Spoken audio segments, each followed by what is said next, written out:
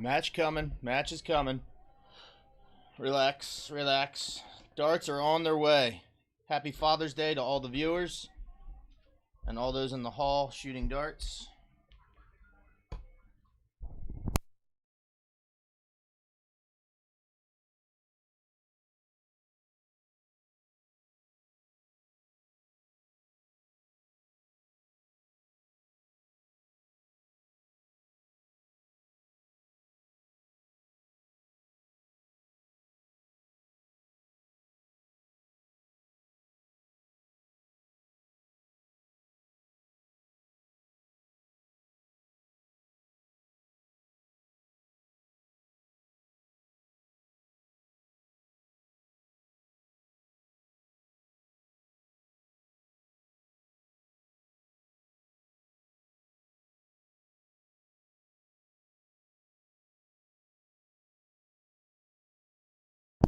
All right, up first, while we are getting our final setups in, we are going to have a mixed doubles 501 of Kayla Boyington and Michael Ranasisi. Pretty sure that's correct. I think he just goes by Raz. And Levi Cransel and Debbie McGlade will be our first match on stream. Again, that is mixed doubles 501. Stick with us. We're getting final setups, board codes, etc.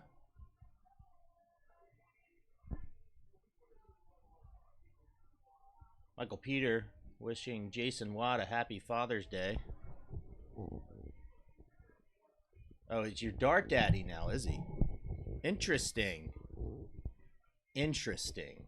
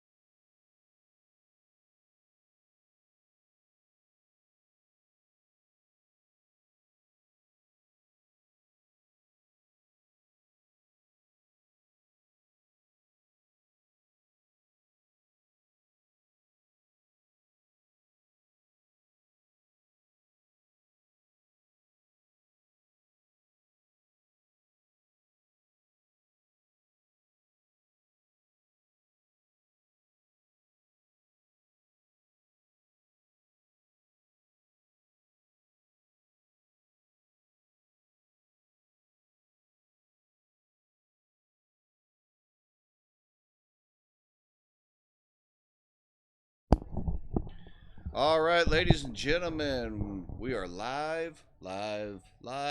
Just double checking that y'all can hear me and everything now, and it does look like so. Reset our timer here. Yeah, we gotta tick, reset the timer there. First and foremost, welcome to Day 3, Sunday edition. Sunday. Father's Day edition. And it is the Father's Day edition. Happy Father's Day to all you fathers out there. You know, we are coming to you live here on East Coast Darts with the 2023 Cherry Bomb International. I am Troy Colin, joined by Matt Forkin, the producer. You know, hope everyone is enjoying their Father's Day, sitting around, time with the family, friends, maybe a few beverages, good eats, everything else. If you're not able to be here with us on for the darts in person, glad that you are joining us here on the stream. And if you are out, maybe on the patio, at the pool, got the barbecue going, having some Father's Day beverages, make sure you throw the stream on. Like, share, subscribe. Or whether it's Facebook, Twitch, or YouTube. You know, for everyone who is joining us all around the country, thank you very much. I guess Jason Watt's also out there in the chat, the bearded dark guy. I'm not sure if Jason's out there or not. Just Michael was wishing his dart daddy okay. a happy Father's Day. Okay. But we do have our first match coming up here onto the stream. We got here Levi Cransell and Debbie McGlade playing against Kaylee Boyington and Michael Raz. This is mixed doubles, and this should be a 501. So we're going to have a lot of good action happening up and down the line today. So let me just take a peek at something.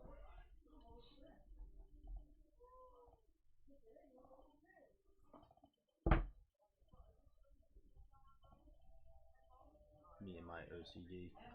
Yes, I understand. See if it's working today. It is. You want to go with this one? It is going to be working, so let's go with that one.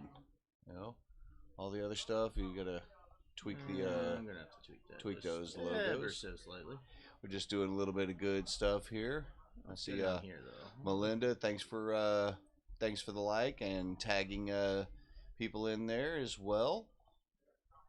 Let's go with our fancy scoreboard since it's cooperating today. We're going with the fancy 501 scoreboard, even though after this, all the rest of the stuff is going to be cricket. Yeah, well. Does it mess up my buttons that I hit? Just got to make sure. Sure does. Tweak. Got to tweak all the good stuff. Troy's on top of everything today. Yeah. I would just change the hall one down there. No, that other one. Change that one to. There we go. All right.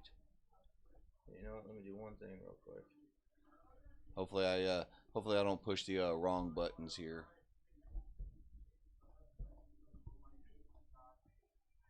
And jump a little bit real quick, and then we'll be right back. Oh, we're waiting for this match to fully get underway, and they are underway. Give me a test on your button. There we go. All right. So looks like Michael and Kaylee are going to start off. Again, this is a 501 best of 3, first of 2 legs. Here at the Cherry Bomb, brought to you by the Broward County Dart Association. Staff and organization running everything here. I always love when a tournament has mixed doubles. Yeah, nice I like little change of pace. Yeah, it is a little bit. I mean, most tournaments around end up with mixed trips, but it's all good. And some only do one version of mixed doubles. They do. Whether it's a 5-0 or cricket, we lucky enough to get both. Yeah, and they are. We'll let you know that they are doing some recycles out there. So they got a few that if they lose early rounds, the women, they will be recycling. Timmy O'Brien joining us as well too. Timmy O'Brien unable to attend down here because he was too busy up there in the Philadelphia area for one of their majors, winning the Dan Valletto Open for back-to-back and 3-time overall, I believe it is, champion on three that. in a row. I think that's 6 times overall. I don't know. He's won a lot. Current CDC tour card holder out there. So congratulations to Mr. T.O.B. I think he's currently a top 20 in the order of merit in the CDC this season. Well, he belongs there. He's a great shooter. But all of this action here at the Cherry Bomb, with the Broward County Dart Association, also brought to you by the outstanding sponsors that we've got out there. International Van Lines. You can visit their site at internationalvanlines.com. The Pickle Pig Dart Supplies, with picklepigdarts.com.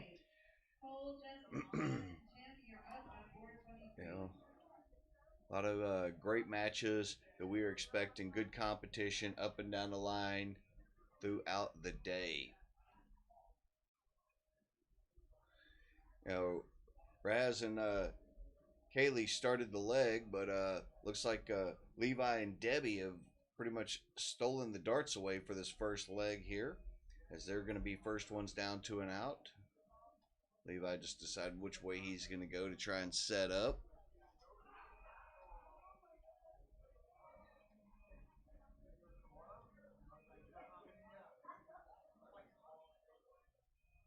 We had a little bit of a rainstorm come through last night.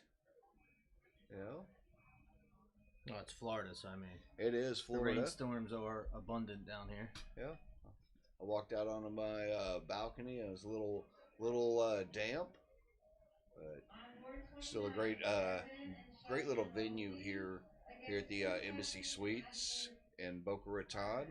Only about 2 blocks away from the beach. Unfortunately, I haven't been able to partake in that beach, other than on the first day getting to walk around a little bit out there. Did get to walk on the sand, enjoy a cool breeze for a little bit. Yeah.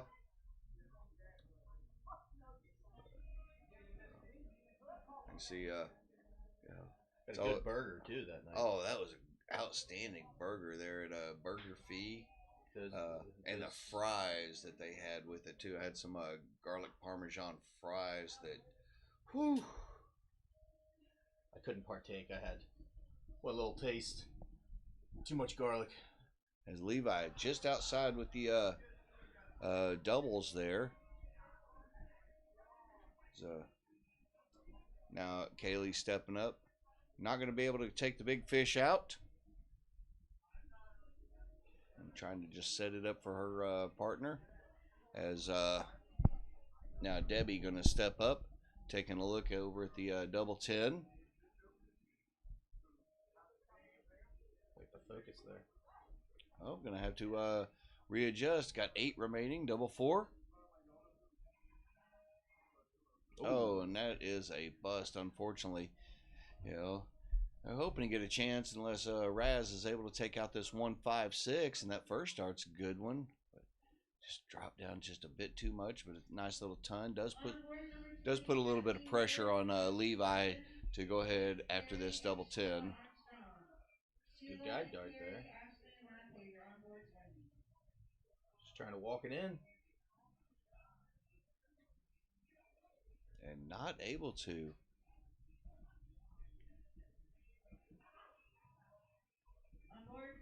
Again, for everybody out there, happy Father's Day.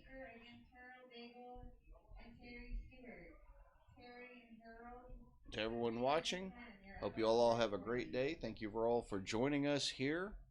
If you're not here in person, glad you're able to join us on the stream. Don't forget, hit that like, follow, and share, just like what Michael Peter has done.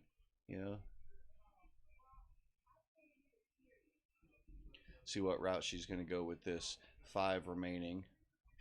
She went after the 1, just like Melinda Fauci has also hit that like button. Double 8. And just a bit high. Release that dart just a touch early. Those early morning coffee jitters seem to be in effect right now. See if he goes that same route. 1, looking down to double 2. Oh, and left it in the madhouse. Timmy, since you're on here, What's the cigar of choice today? I know you're gonna have a few.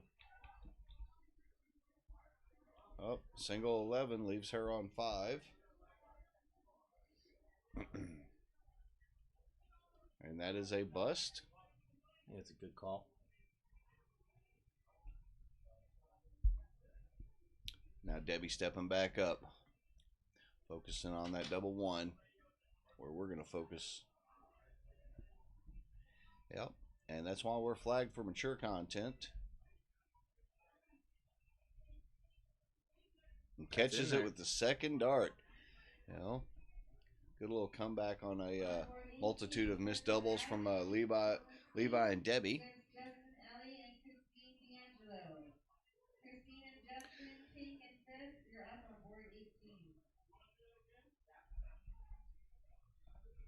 And it is a cork ever leg on this best of 3. I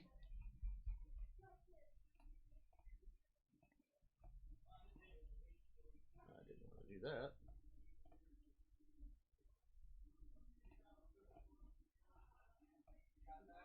Let's go look at our. Take a look at our bracket. Yeah. Top 64 match. Well, this is a top 64 match. Yep. Looks like looking like the whole top 64. No, we got one more play-in game, and everything else is top 64. 6-7 matches yet to be called, so we're moving right along here early. Yeah, a nice little 133 to start there for Raz. I think we gained a long-term follower in him after. I think so. He's been here all weekend, but he's been in the chat the entire time. Yeah, he yesterday he had to leave a little bit early to go take care of his dog, but then jumped back in. Even while he was gone, he was still watching on the stream and chatting with us. We appreciate hopefully that. In an Uber, not. Yeah. Well, he might have been driving a Tesla and having it in the a little autopilot. That huge screen that they've got there. I heard the screen go down at the last second. A 177. Nice 177 right there from Debbie. I think she's got a dangler up there too. Yeah, maybe Smart that's why. Going downstairs. She's again using those smaller reflex darts, or reflex points on her darts. The Looney Tunes. Boing. Out on our Facebook page, I was able to go around the crowd, take a little photos and such, and post them up there. So if you get a chance, go out there and if you see some of the people that you know in the photos, by all means, tag them. You know, let them know. It's been a fantastic crowd down here. It's our first time, but yep, haven't had a bad conversation or met a bad person yet. Yeah, had some good conversations earlier today or this morning with Shay Cole and Steve Parise, Kevin Luke, Danny Bagish. You know, all very accommodating, nice, friendly, great people. You know, we had youth events that happened earlier today. We did not stream the youth events by request because dealing with, you know, some parents don't want that with the parents and such, but it's all good. This was I think they only did the two finals that they had for the events today, but this is the only time the youth have been shooting in this hall all weekend. Yeah, they've had their own private little room, and it's might be a good thing too. Love getting the youths involved out there. So whatever keeps people shooting darts. Great third dart right there. 99 scored, setting it up. It's Kaylee here with an opportunity again for the big fish. Against Pete December and Catherine Fitz. Catherine, Pete, Meredith, and Kevin, you're up on board number 12. And Debbie looking at 44 remaining. See if she goes possibly 4 tops or 12 double 16 route. On board 4, we have she's got to preserve that near 100 average she has for this leg. Yeah. And Eric Smathers. Eric, Teresa, Brian, looks like trip 8 It might be possibly. a single. It's hard to tell with them thin I'm gonna points. go take a look in there. I think that is a single 8. I think that is a single 8, Should leave a 36. which would leave her on 36. Just gonna, yep. Looking over at double 9 now. And just inside. And that would have been to level it at one leg each. So Michael Raz here stepping up, 135 remaining. Not going to be able to take it out. Smart shot at the bull, though. That's definitely the way to go. That's right. Raz is on the line there, Sheldon. You got 9 remaining. Over to double 4. And Levi still bending wires on the double shots.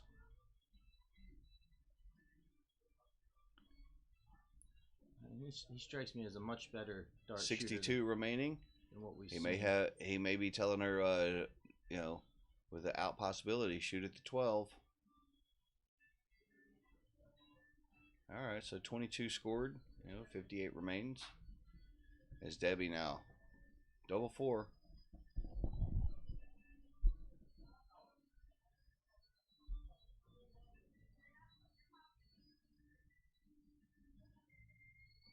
A little high there. Walk it down a little bit.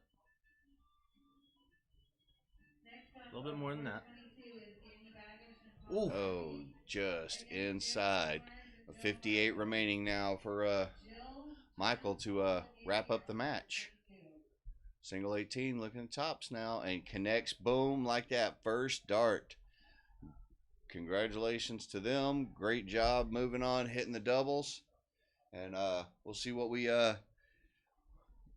get up next on our stream as Michael and Kaylee move on to the top 32. I think we might be in a little bit of hold here as there's only one available match in this top 64 that will be available, but there's a playing game that's taking place right now. So maybe the winner of that will play JBK and who's that? Almeida? Liz Almeida. So, and if you're wondering, no, that's not Alex Spellman in the background. It's just someone sporting his outstanding jersey. So keep the stream going, and we'll be back on the mic here in just a few moments with our next match coming up.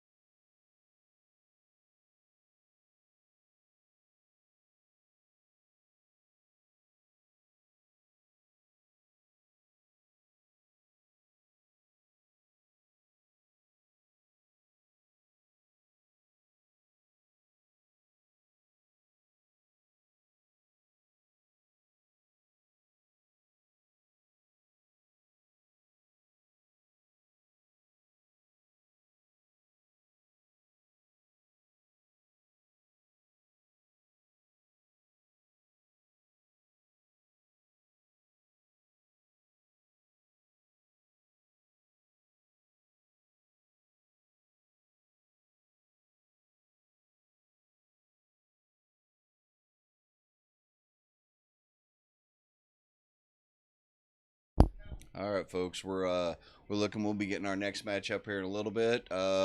For Sheldon out there that's watching, I made sure I got Michael. We're waving out there to you, and also glad everybody's able to join. And we should be getting our next match up here very soon. As soon as we do, we'll let you know. So thanks for sticking with us here on East Coast Darts, coming to you live from the 2023 Cherry Bomb International, Boca Raton, Florida. Gives you a great opportunity. You see all the websites there for our wonderful sponsors. So go out, thank them for supporting this, whether it's International Van Lines, Extreme Darts, Pickled Pig Darts, everybody else, and all through the Broward County Darting Association. So thanks for joining us, and we'll get our next match up here on the board very shortly.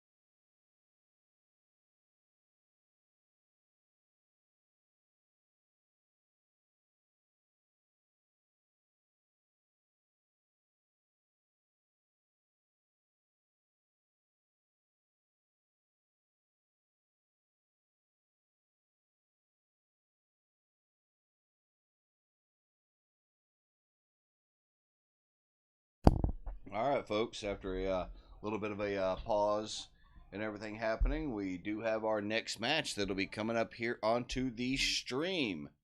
You can see Chris and Tabitha Ventura going up against James Van Coverden and Liz Almeida. Okay, so Liz and JVK going up against, I'm guessing it's a husband and wife that you see right there of Tabitha and Chris Ventura.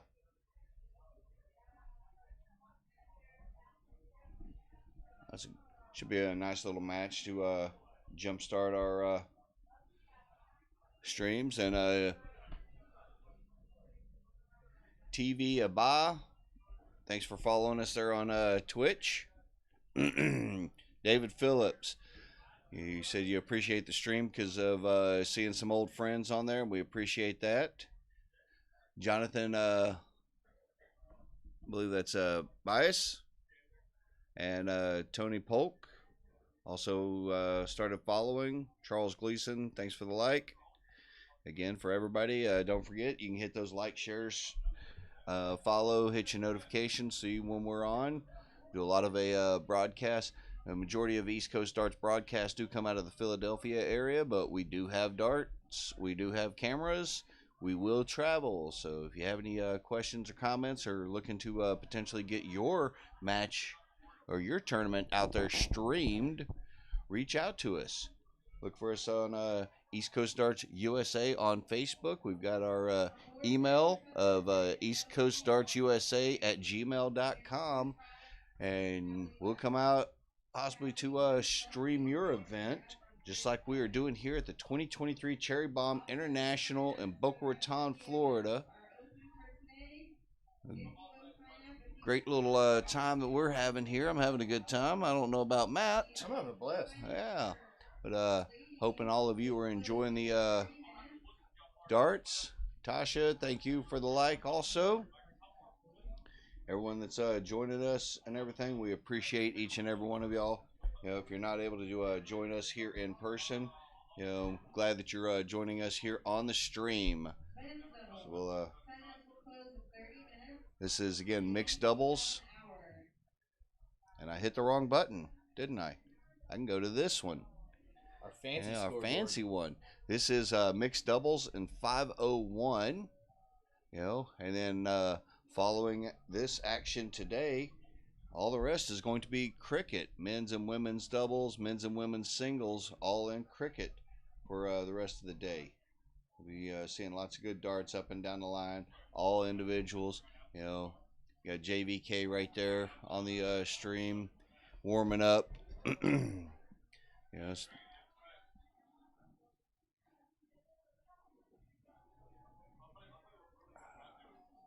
Up on board 25 is Jay Deland and Amanda against Tyler and JB.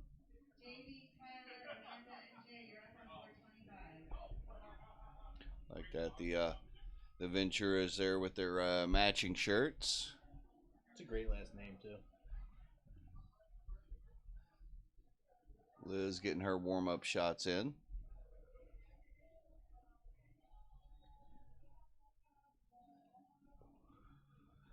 Wonder if they're any kin to Jesse. That's actually what I was thinking when I heard Ventura, but oddly enough, it wasn't Ace Ventura. Or Ace. Or Ventura, California. Ventura Boulevard. It's just a name that's got a good ring to it. Yes, it does. I'm sure the darts have a nice little ring to them as well. I think we're on the same code and they're just still warming up. Yeah. Always want to be sure. Well, we'll know here in a second because the scorekeeper just walked up to the board. So they'll be getting ready to cork. And, yep, there it is set up. Almeida Van Coverden going against Ventura.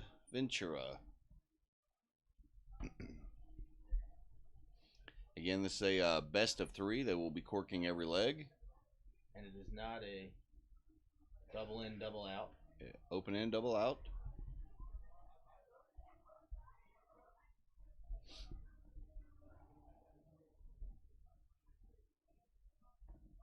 Still pumping out the music out there. Yep. Hopefully it's not coming over the stream there. I don't think it is, because we don't want to have any copyright infringements as they are getting ready to cork. Zoom in on that bull, and it looks like the team of JVK and Liz will start off as we are underway on this best of three, coming to you live from 2023 Cherry Bomb International mixed doubles 501. A little 83 action to start off from JVK.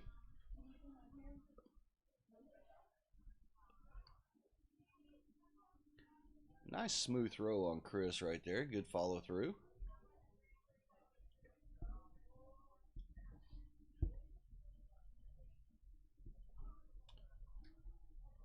We're actually able to have JVK back here doing a little bit of an interview with him yesterday evening.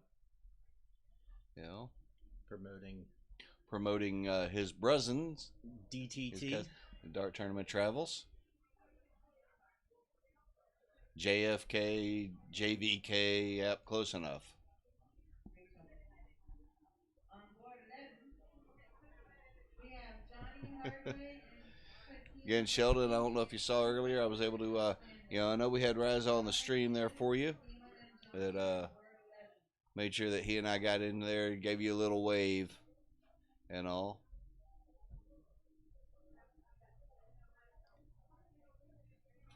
Let's reset our timer on the light Yep. here. And as the day continues along, they're just double checking on the score and everything. Yeah, they were just talking on the last score because JVK did have one dart that kind of fluttered on him and went off the board. Yeah, he was happy, and we're glad that you're able to enjoy the stream and everything as well too, Sheldon. You can hear the board calls continuing back there.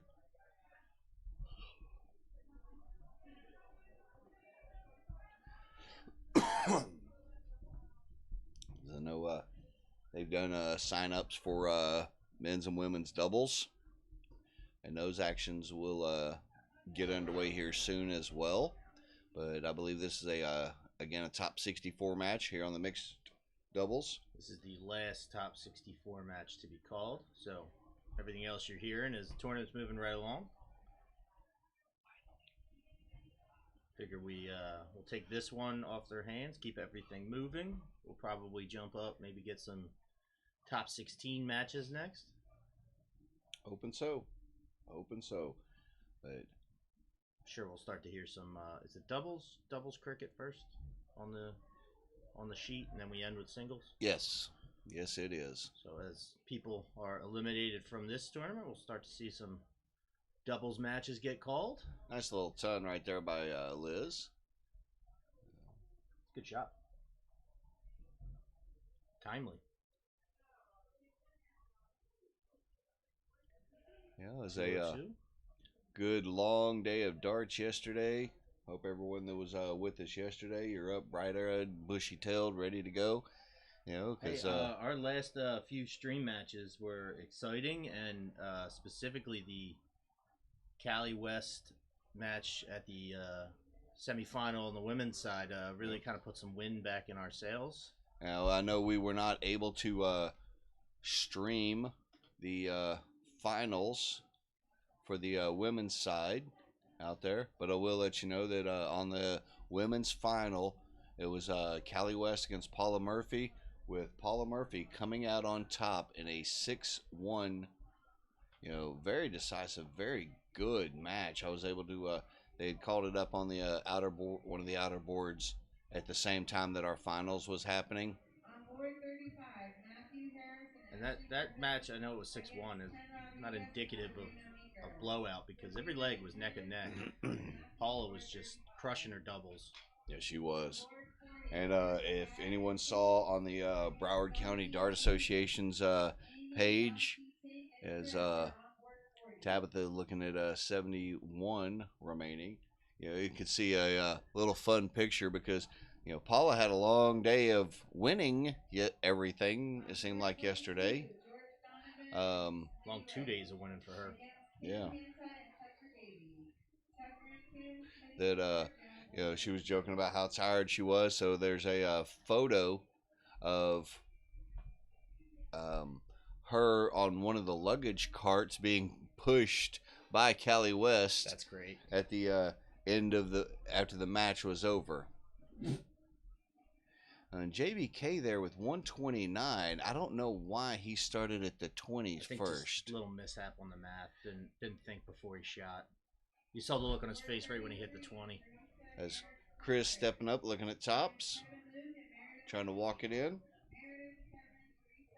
and unable to do so. We'll give Liz opportunity here with 72 remaining.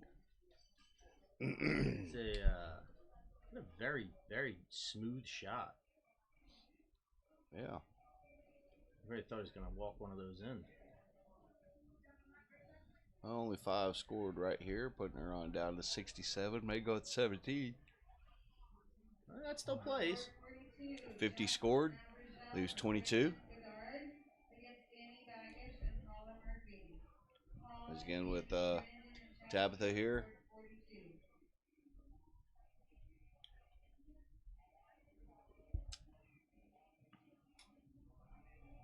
That's 7 there? It looks like a 7, 12, so it leaves 28. Whoa, hit the wrong button there. My apologies. And unable to connect there. Just kill that button there. Yeah.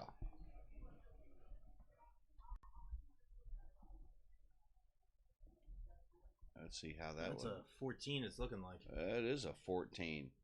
So double forward.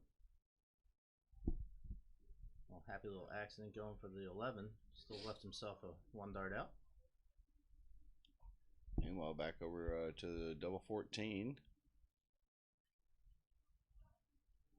My apologies on the button pushing. Matt messed me up here a little bit. I gotta keep you on your toes. Yep. Can't let you get too comfortable. As Liz now looking at double 4. I have to switch down to double 2. And up to the madhouse.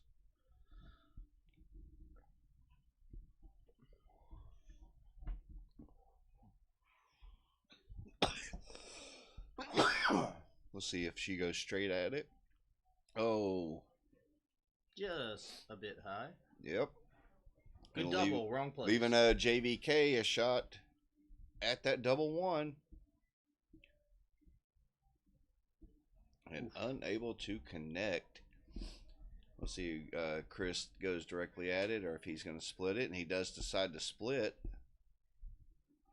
10 scored, leaving a double deuce. Up to the madhouse himself. And connects there with the 3rd dart to take this first leg. Mike Dillon out there in Arizona. Okay. Good afternoon. Darts. Good afternoon to you, Mr. Dillon, and happy Father's Day as well. Sheldon, thanks for the 400 stars. Very much appreciate that. Very much.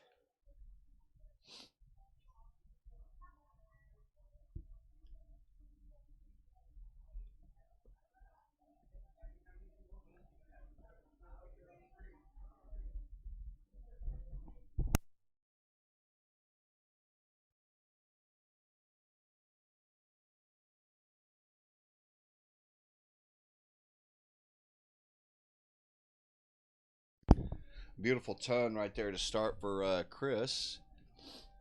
Winning that first leg in this best of 3 on the mixed doubles 501. And a great little 121 answer from JVK.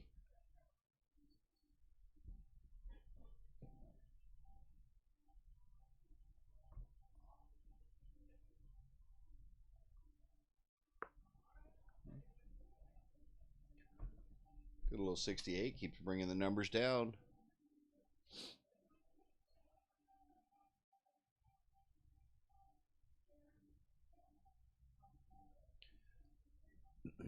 again, for everybody joining us here, we appreciate each and every one of you.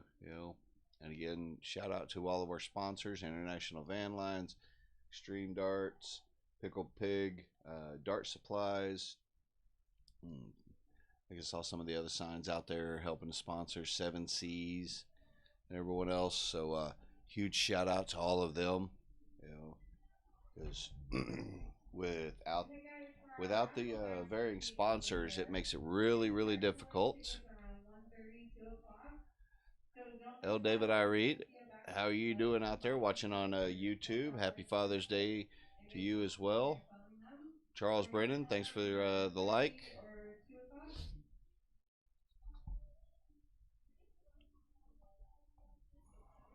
Men's doubles, you have 15 minutes to sign up. We're going to close sign up at 12:45.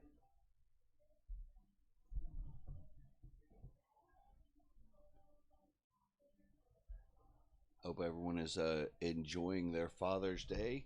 Not able to be here with us in person. You're here with us on the stream, and we appreciate that. And Also, we have our 50/50 for today. joining us. They're also $10 a strip. If you'd like some jewels, Hope everyone has a wonderful, relaxing day.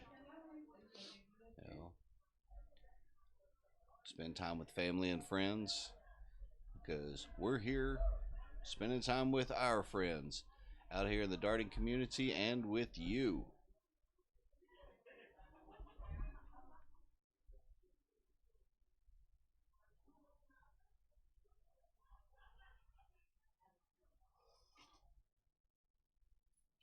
Yeah, the last setup there, JVK unfortunately left Liz on a bit of a bogey.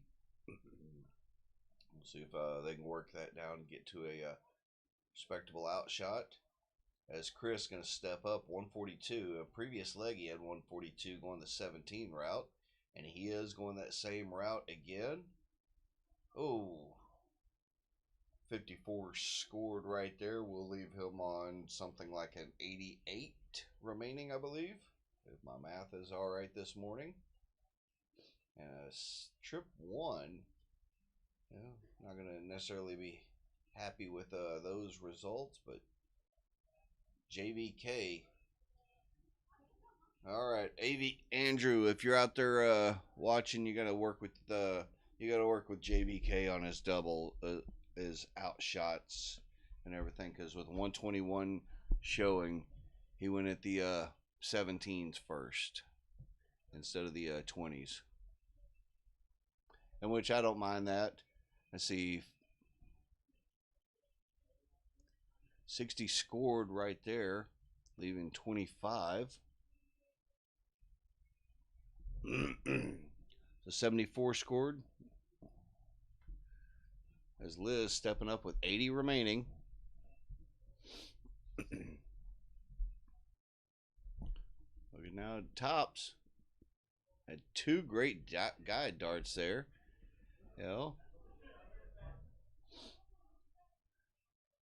Well, different people, Mike, have their different ways that they're going about it. I understand.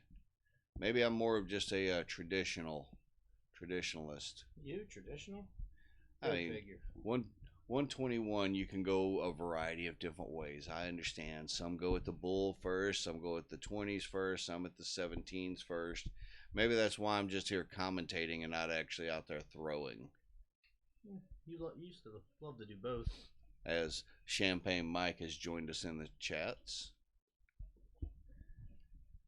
JVK not able to take it out. Looking at the Madhouse.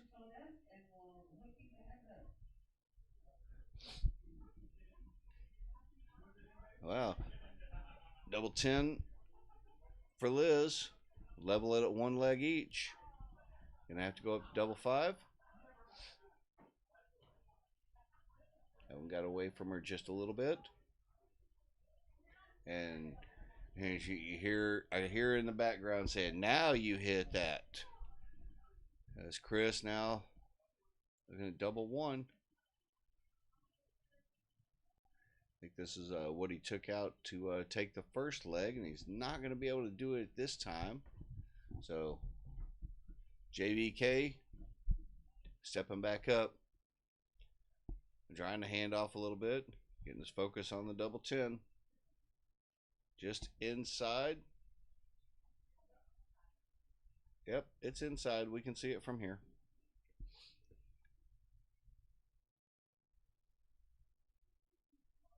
Oh, and he just yanked that last dart. We're back up to the madhouse for Tabitha and Chris. Oh, excuse me. It's like she heard me.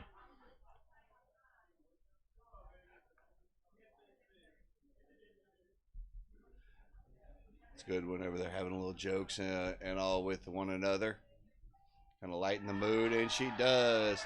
And you can hear the crowd erupting in the background as Chris and Tabitha advance on into the round of 32. You know, great shooting by them. You know, a little bit tough darts on the doubles, and that was a great shot. Even with all the little pressure and everyone else joking around with her, nailed it right into the bottom right corner of that double one. So, all right, we're going to see what we got coming up next for our next match. All right. And we'll keep the stream going. We'll hopefully get someone called up here right away. So don't you go anywhere. Meanwhile, use this time. If you look in the background, you can see looks like a match going on between with Danny Baggish and Paula Murphy. And take a quick look, see if we can figure out who they're playing over there.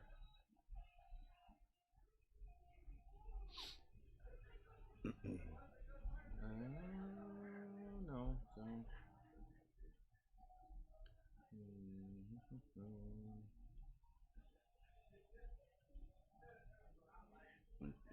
We're just scrolling through. There it is, last one. They're playing against Abergel and Goddard.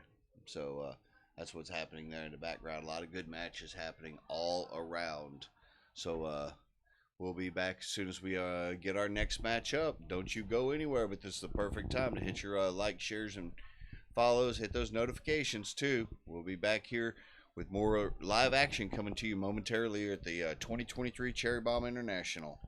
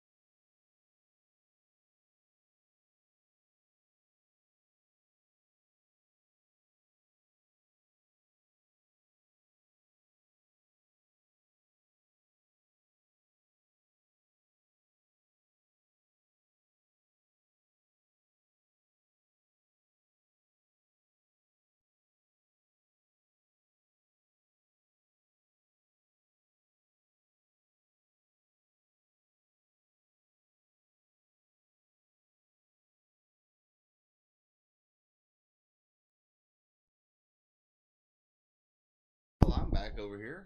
I was out speaking with finalists last night. Nice Jesse little Gore. 112 out there, man. Nice little 112 out. What's that? Ashley Ritchie? Sure is. Yeah, her and Jesse Gore taking a one-leg lead here up against Inez Harris and John Legging Legnall. Hope we're pronouncing that properly. Go with that. So, yeah, another great match. I was out there, was just having a little bit of a discussion with yesterday's men's finalist and unfortunate runner-up, Mr. Hossie Hicks. I was talking with him and everything. We were talking about his match a little bit last night, and if you didn't see it, you can always go back through our feeds and pull it up. The match between him and Danny Baggish.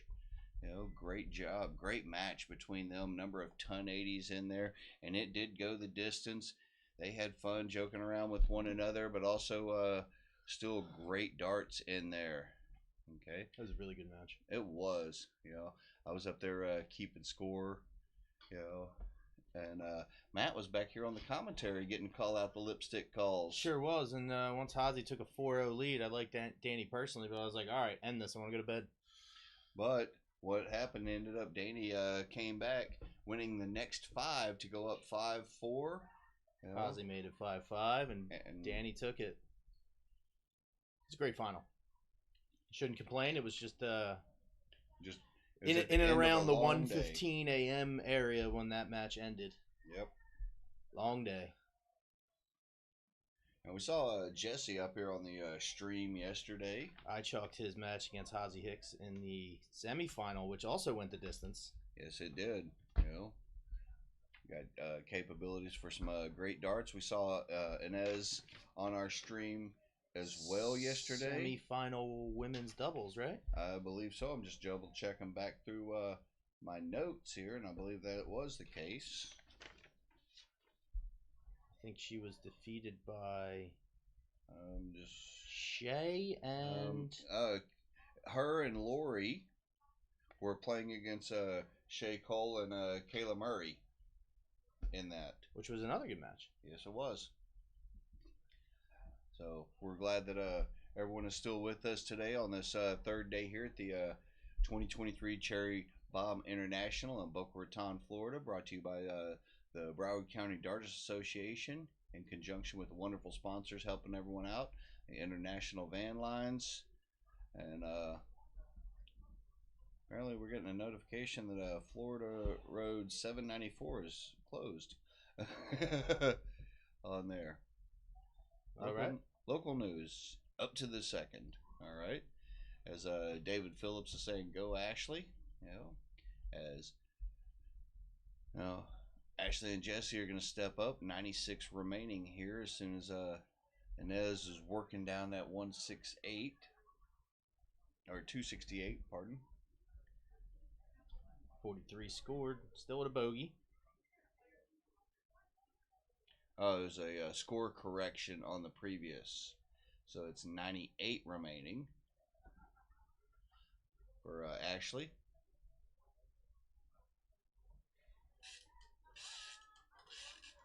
Uh, 78.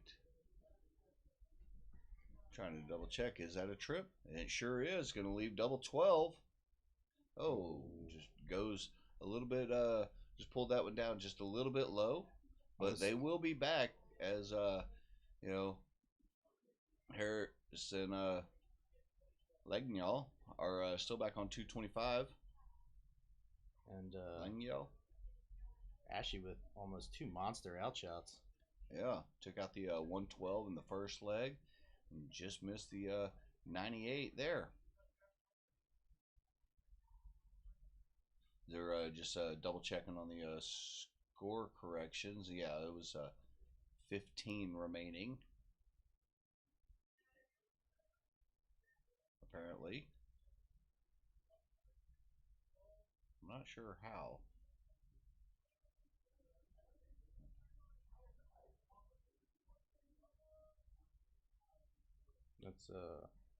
That is an unfortunate bust right there, but they will still have another opportunity. Inez wanting to work this 180 down, put pressure on that 15.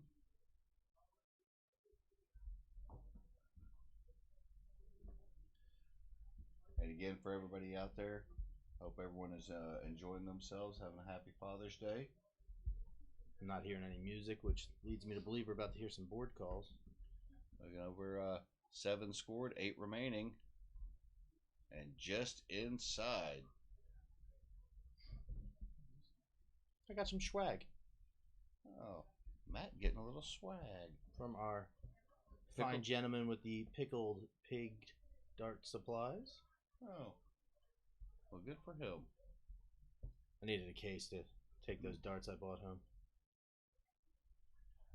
Up to the madhouse. See if he can walk that in. And unable to. And that is now with the opportunity 60 remaining. Chalking that match last night. Jesse's a funny shooter. Double top. Make it 1-1. Oh. A little non-committal with that throw there. Let it sink down into the 5. But a good recovery. Leave him on 32. Jesse had me laughing last night chalking. A lot of self-talk. Well, that happens a lot with dart players. I think he had a round where he threw about 570s in a row. We're going to double 16. And connects with the second dart. And now we are going to go the distance. It is 1-1 on this best of 3. We're going to cork it up here. So a top 16 match. So winner moves into the money stages, I believe. Top 8 payouts. Double check my flyer here.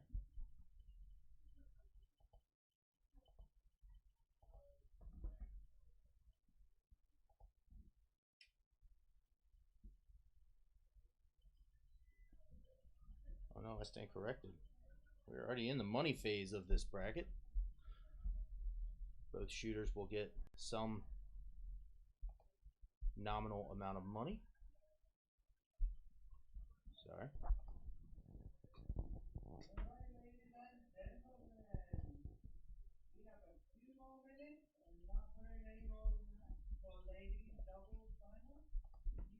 We're underway here on this third and final leg.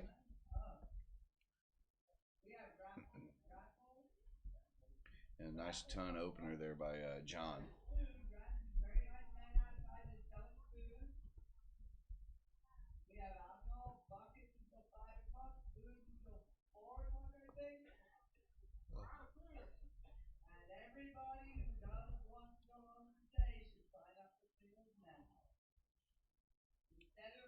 Both teams just working their way down. Mike, we're glad to be able to bring the stream to you. Hope everybody is thoroughly enjoying this. And then it just dawned on to me that yesterday Philly Major, the Dan Valletto Open there, now in the chats, we've had both the finalists, Timmy O'Brien and Mike Campagna, which was we were able to almost simultaneous stream and watch that. We were watching. And it was a great match on both sides. It was a humdinger. Both individuals, and yes, that was the old humdinger there. But, you can watch that on our other subsidiary site on Twitch. Unfortunately, no. No. Kevin forgot to tweak the settings to save prior streams. So unfortunately, we missed out on a lot of good content, but accidents happen. Oh my goodness. You're going to have to teach him how to do the production a little bit better. I tried to have him kind of kill the stream and put it back up with the save function on, but he was not only streaming and working the cameras, he was the tournament director yesterday. He was busy. He was a busy little bee. He was. Nice little ton right there, setting up John with a potential 141 out, as Jesse is going to try and do the same and answer. Beautiful 140 right there. It's a big answer. Okay. we'll give Ashley an opportunity with 62 if she gets to step up, and it looks like she will. As John just a little wayward with that first start.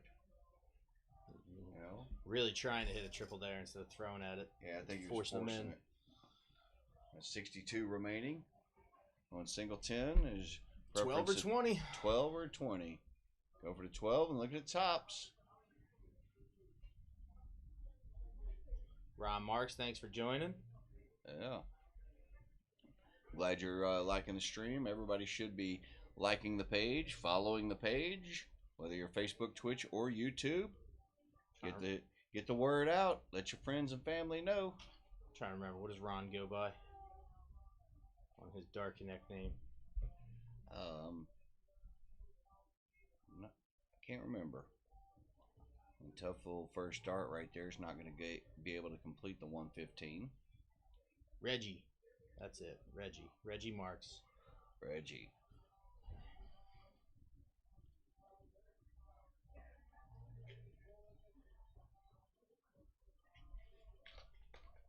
You want to pass them over? I'm going to take them elsewhere in a few moments. So Jesse requires double top.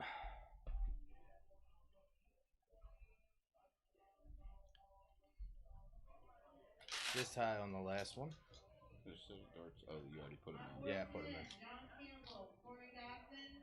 Wow, you interested in any of this? You can have it. Lori Lancaster. No, I'm all right. If they wanted to give me some more shaps and flights, I'd gladly accept those.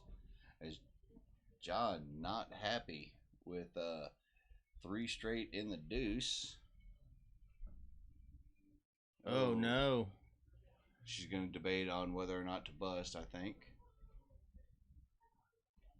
Oh. That's still a bust, I think, huh? That was a bust.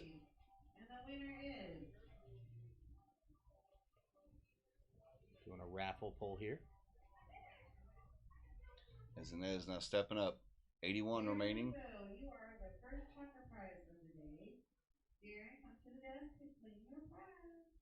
All right, 62 left. They go for the 12 segment. As a single 12 will leave a shot at the bull. On 421, this is a top 16 match.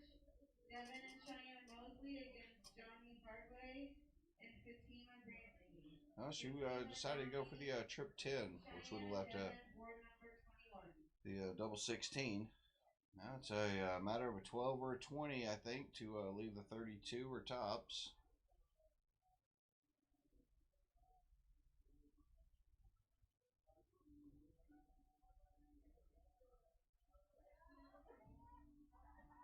And unfortunately slides into a 5. Has a little bit of a laugh with her partner. As Jesse stepping back up again, wanting to look at double 5.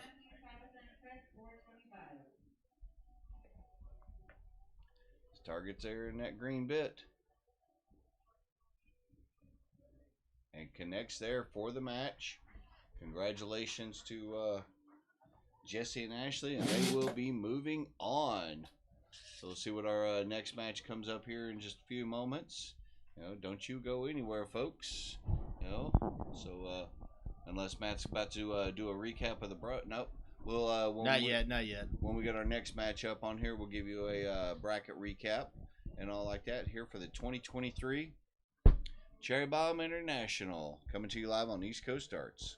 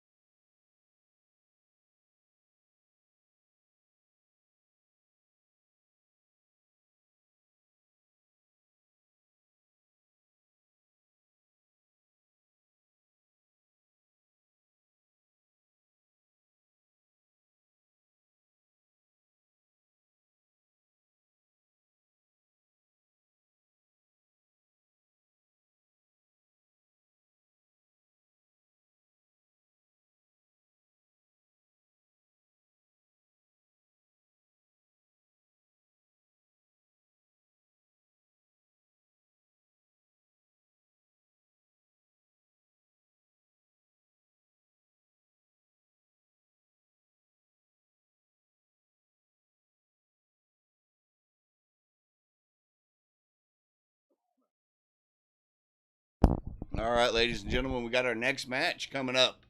Our next match up here on the board is going to be none other than Meredith McGee and Kevin Luke going up against Danny Baggish and Paula Murphy. You know, got a good setup out there. You know, we've seen all of these individuals on the stream throughout the day. You know, so we're looking forward to a great match out there. Tom Boyce joining into the chat there. How are you doing there, Tom? You know, thanks for joining us here on this wonderful Saturday afternoon here on the East Coast.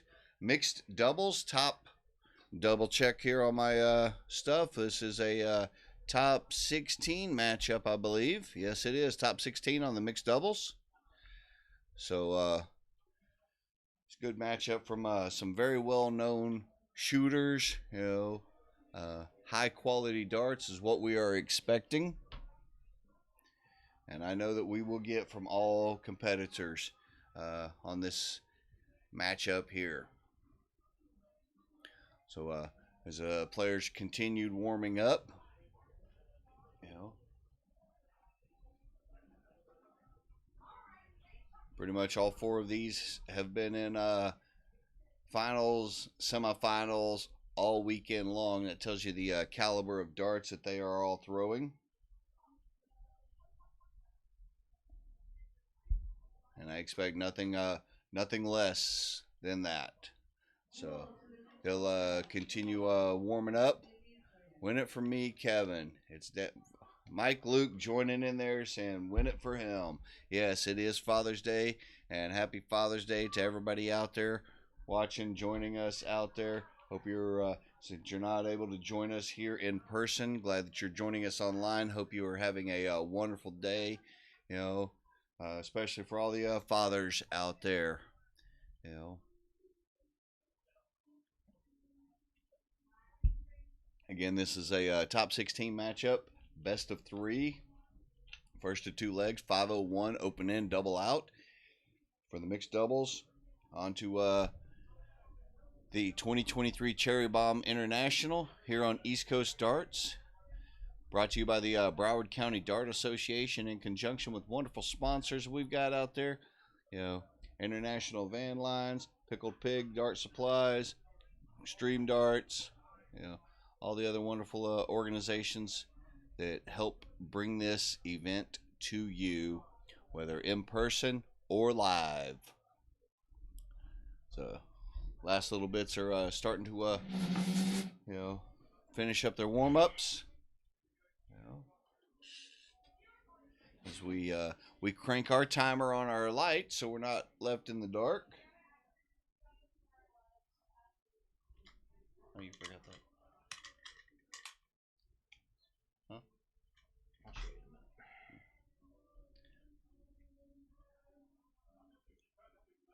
Looks like we have Kevin's dad in the chat here. Or, yeah. I already mentioned that. Oh, sorry. Just catching up. Yeah. All players having nice little jokes and everything with them. It almost looked like Danny was about to throw his darts while Meredith was still pulling hers out. And like, yeah, that's a good strategy. Injure your partner with a dart before playing. But it's all good camaraderie as we are getting ready to get underway. And it looks like Danny and Paula will lead it off. And this best of 3 again.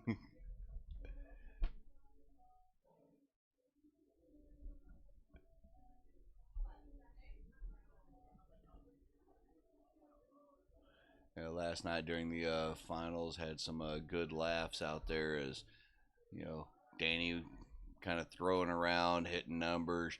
I was actually doing a scorekeeping, and at one point I just had like a little bit of a brained up and couldn't add for a second. He's just staring at me like, are you going to get the score?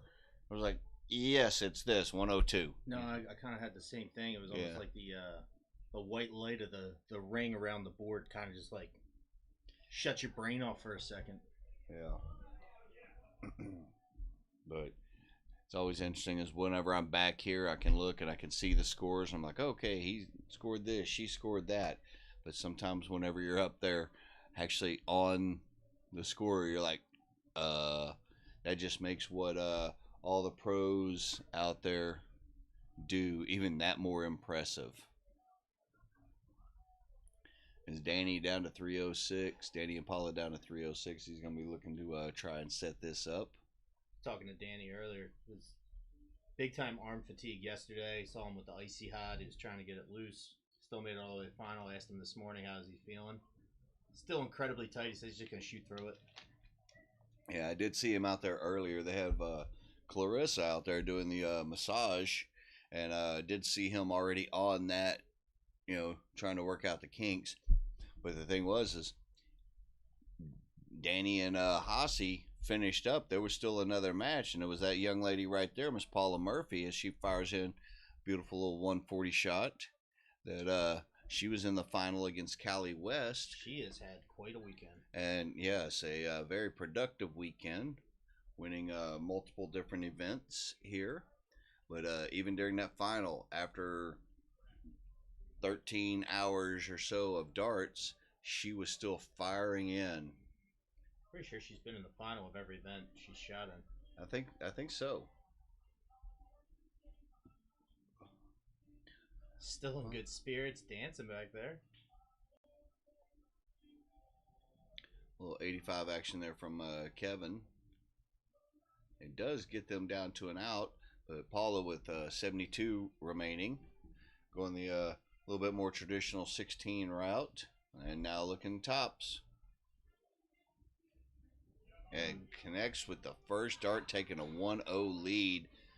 That's how you win every tournament you're basically playing in. That's almost routine with 72 left for her. Well, she's one of the top women shooters in the country for a reason. We're not doing this bull off again. Oh my gosh. Last night on one of the legs between Danny and Hossie, Hossie hit a bull, Danny hit a bull. Danny hit a bull, Hossie hit a bull. Danny hit a bull, and then, no, it was the other way. It was Hossie, then Danny. Danny, then Hossie. Then Hossie, through all of that, hit a double bull. Through the, all the darts were still in. They didn't pull them. They didn't want them pulled. Danny was almost in disbelief. He snuck it in there. How did you get that in?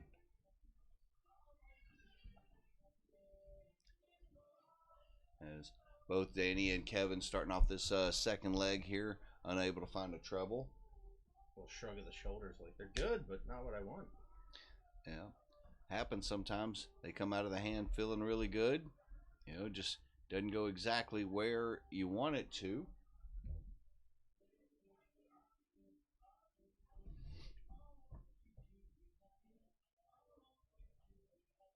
Little pedestrian darts there from Meredith.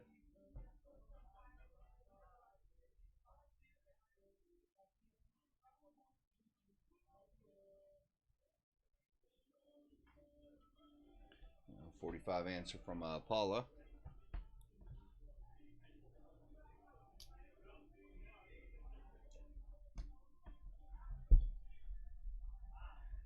This is just one of the things I like about this is even though they're out there competing against one another, they're still joking around, and Danny acting like he's just walking up there and hits a 1080.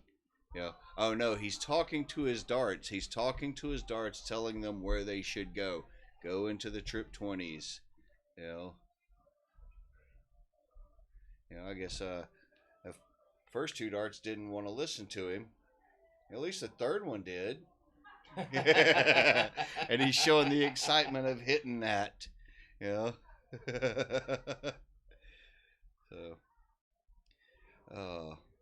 just everybody lightening the mood a little bit. Good fun. Thoroughly enjoy this. Darts is always a lot more exciting to me when all the competitors out there are having a good time. Because it is it is a family. It is a family. It doesn't really matter what city you go to. You usually see the same people. Yeah, you see a lot of the same, or I haven't seen you in years. You know, It's great when you get some of the returning dart shooters that taking a little hiatus, maybe a couple years off, and they're back out shooting. Kind of like what we had on Friday with Seth McGrain. Yep. He said that he had taken a couple of years off, came back, reached the final in the USSDA National Championships, where fortunately he came up just a little bit short against extremely fresh and red hot Danny Baggish. He gave him a run too. It wasn't, oh yeah. Baggish was shooting fantastic. So. And then he capped that off with I believe it was a top 4 or top 8 run in the 501 Pro singles shoot. You got to love the attitude of that young man. It's going very far in both pro shoots, and he's saying it's unacceptable, and he should have shot better. He's capable of shooting better. He's not pleased. Yep. Name to keep track of if he's willing to throw some commitment into darts. He's got a bright future. Or any of the people out there, if you got business or anything, Seth McGrain, look him up, sponsor him. The kid's got talent and needs to get out. Mark McCrane. Mark McCrane. You're mixing him up with the Scarecrow. Yeah, Seth Morrow. As both teams still working it out, working it down. I think it's interesting right now is they're all still kind of joking with each other and such, but I can guarantee if this goes to the third leg, you're going to see the seriousness on all 4 competitors heavily kick in. As Kevin only able to muster up 40 points right there. What was funny is last night during the finals with Hossie, Danny had 150 remaining, and his style and attitude that he was throwing, I was half-heartedly expecting him to try the Simon Whitlock of double bull, double bull, double bull. As Meredith now trying to keep him in it, looking at 156. That is not going to be able to go. So Paula is going to have darts in hand to move them on from this top 16 matchup here. She will step up there with 60 remaining. She already hit a double top shot in the first she did. leg. It couldn't be more in the middle. Taking out that 72. I'm going to go ahead and zoom up there. Doing that first dart, and there's laying flat, so it should not be a blocker of any way. Just short. And just outside right there. And Kevin, 112 is well within his wheelhouse. One of the 18 routes. He's needing a treble there. 56, so Danny, 3 clear darts, looking at double 10.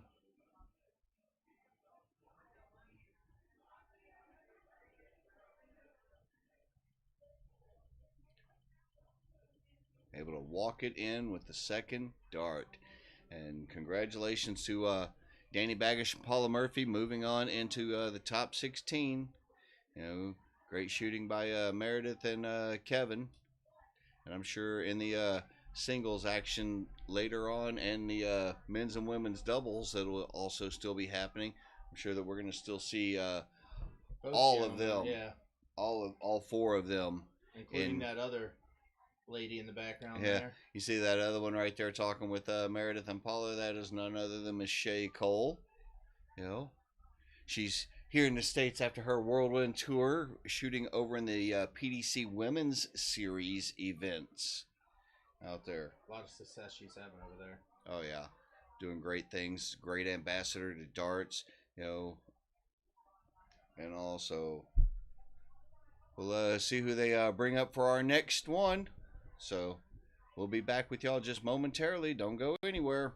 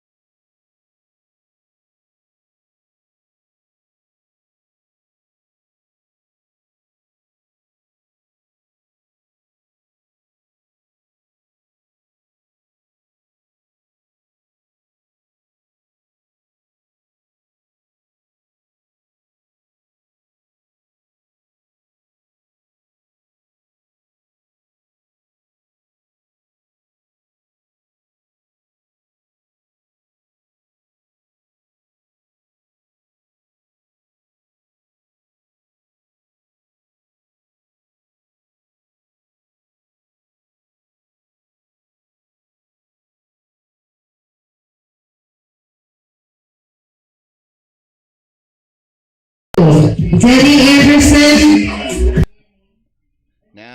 Now we got it. Yeah, looks like we Oh. got a few, well, maybe a little refresh on the Streamlabs back here. Ryan, John, Sean, and Danny. Yeah. Is that a little bit better there, Sheldon? Sorry, I don't know how long the sound was out. You I know, hope everyone caught that recap. but Also, a big thank you for letting us know the sound did die. all right, it's back up. He says, we appreciate that. And Sheldon was bouncing around on YouTube last night, on Facebook.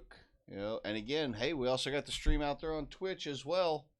You know, if you want to go for the trifecta. If you want to be a Brian Flieger. Against Corey Wright and Jeff Powers. Yeah. Jeff and Corey, Aaron and John stepping up, looking at 112. Beautiful first dart. 52 remaining. 12 looking for tops to take that first leg.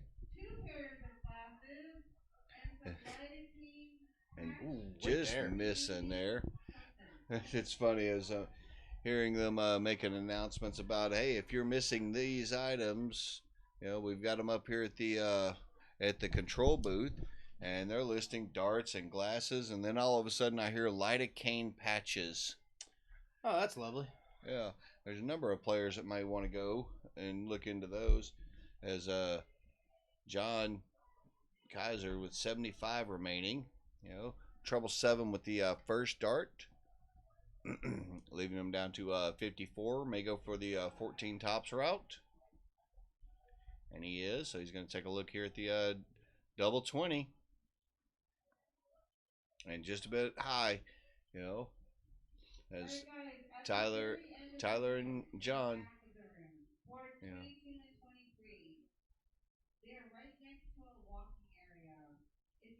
trying to hit tops.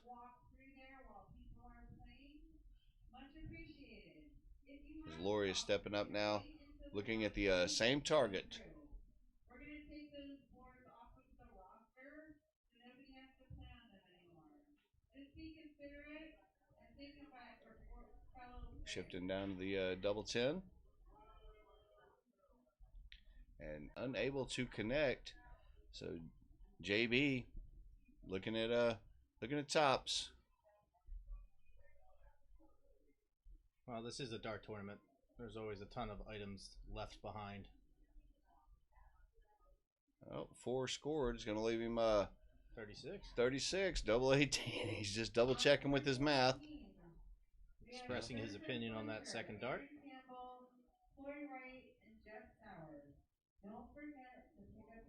Just outside. So, and John going to be, I keep saying John, it's Mike Kaiser. My apologies. Mike Kaiser looking at double 10.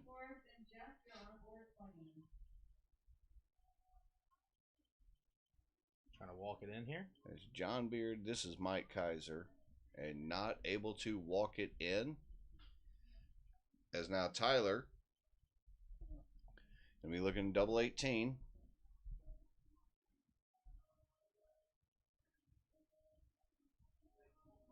And just inside.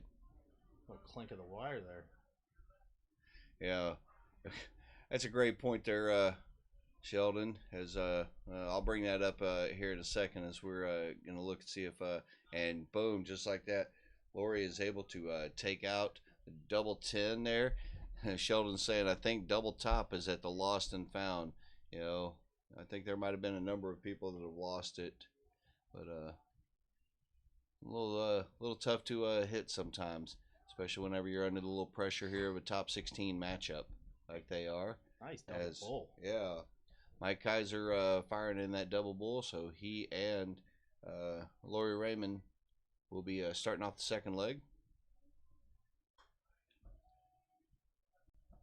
Again, nice little crowd in the background. A lot of darts still happening all around the hall. You know, they're getting ready to close men's singles sign-ups. They got men's doubles, women's doubles still happening, along with these mixed doubles that are kicking around. Mike's looking a little frustrated here. Can't quite find triples. Well, if he can't find the trips and the other team keeps missing the doubles, giving him those opportunities, I think he might still take that. It's a fair point. Does have the 1-0 lead early. Yep. You want a coffee? Actually, think about food. What do you want? I'll go up. Solid 57 score there from Lori.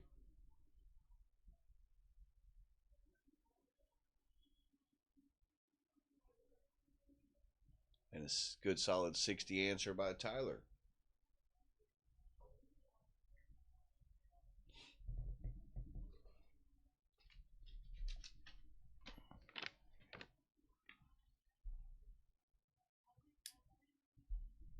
Last call for raffle baskets. We are pulling the tickets in 2 seconds.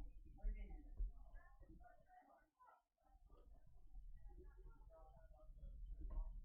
Men's doubles number 18. Ronnie Cole. Look at it. Don't worry Ed about it. Chambers Sure. against John Campbell and Spencer Steele. Tell you from all that pizza. Spencer, John, Ed, Yeah. and Ronnie Still got a hole in it setting up in the room. It might be dinner. On board 39. We'll see. Might be old. Kevin Luke and Jeff Bray. Against Seth Cameron and Kyle Holland. Both teams right now kind of struggling. Maybe that triple ring joined the doubles in the lost and found, because both teams are kind of struggling a little bit to find the trebles. Donkey and Dopey against Michael Moss and Darren Lloyd. Darren and Michael. Dopey and Donkey. 423.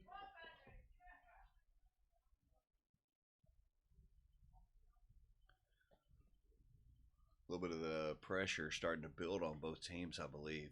I think whoever hits a big two treble visit first may just go ahead and take advantage of it, and I think that's the nerves now. It's not even Yeah. who's first to the out. It's just who's going to hit that triple-digit shot.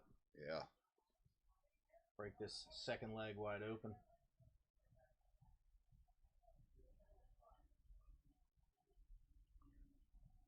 Again, top 16 matchup here in the mixed doubles, 501 open in, double out, and there we go. We hit a triple there by JB.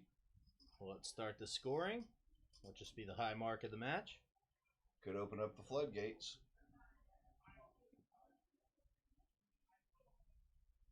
She might have caught that one. I think that second dart's just on the outside. 38 scored. And a tough kick bounce out with that third dart.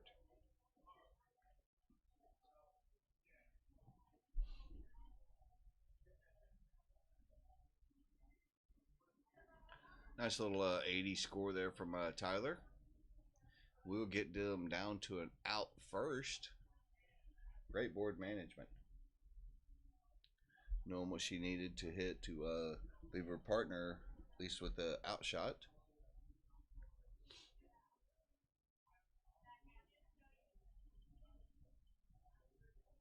There you go. 125. Also brings Mike and Lori down to a 3-dart out. If they have that opportunity, depend upon JB. And he will not be able to take out the 151. But he can set it up nicely. 80 scored so far, leaving him on 71. And see which route he goes with this 71. He may go with the trip 13, trip 17.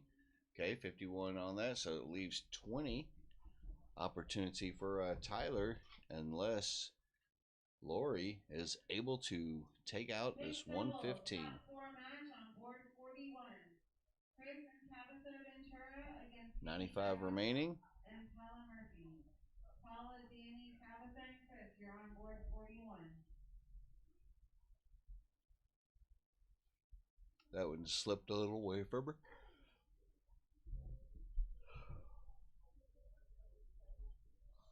Now it's just a matter of setting it up. 57 will work. 57 will If work. they get back at the line. Double 10 here. Just inside. Ooh. Oh, just a bit out. Bit overextended there. Mike Kaiser, opportunity to step up, looking at 58. For a 2-0 win and a trip to the top 8. Just got to make sure you hit that solid 18 first. Ladies, I still have a phone that we found in the ladies' room. Sometimes hitting the single is the hardest part. By doing that, it did cost him 1 darted double. Let's see if he's able to go ahead and still capitalize. He's contemplating the double 20.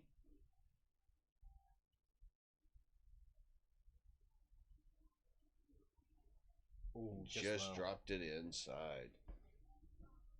Give a little clap to the camera.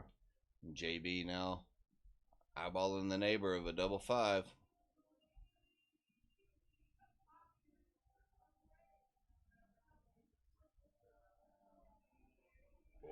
Oh. I mean, and he does bust it. Went like after 1. Equidistant high and low on that wire. Just couldn't find it in. Yep. Lori Raymond, double 10. Trying to take this, move them into the top 8. Oh, something about the neighbor. Oh, they are visiting the wrong neighbor. Visiting the neighbors.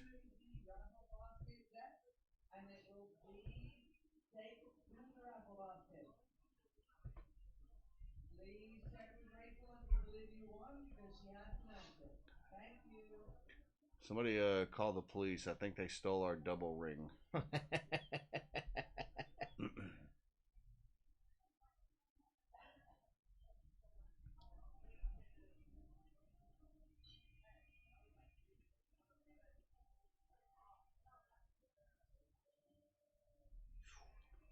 think the nerves are getting to everybody here. Pop back up here to this double 5. Jesse Gore, please come to the control desk. Oh, you're right in front of me. Down to double 2 opportunity. Make sure his stance is set. And just click that inside wire. Wow.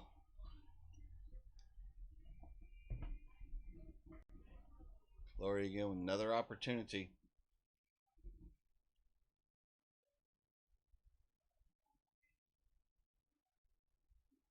Oh,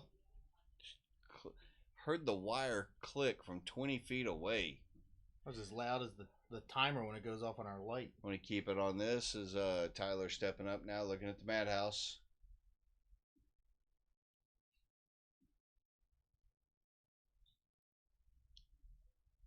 Another click. Bit outside, I caught that little ear up on the wire, but starting to hear these wire clicks again. Yeah, we are.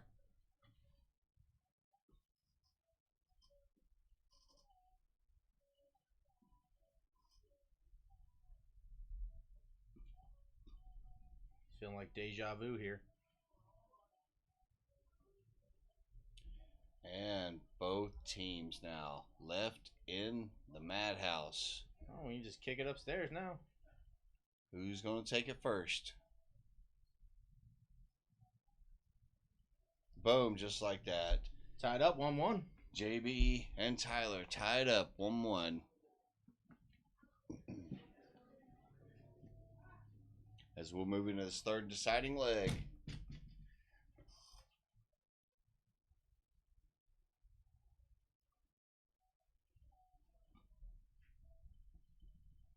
Again, it is cork every leg.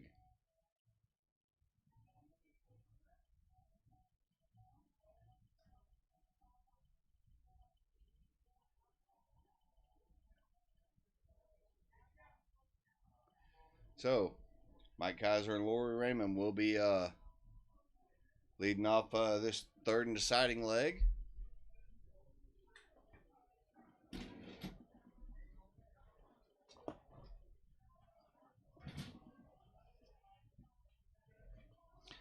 I think both teams were feeling a little bit of the nerves on that last leg. Maybe they can get back into the groove a bit more here on this deciding. Then again, towards the end of it, it may also kick the nerves up a bit. But it also wouldn't surprise me with the caliber of players if all of a sudden They get down and one of them fires in a big 3-figure out shot. As JB starting off with a nice 140. Kind of shaking the nerves off with that start.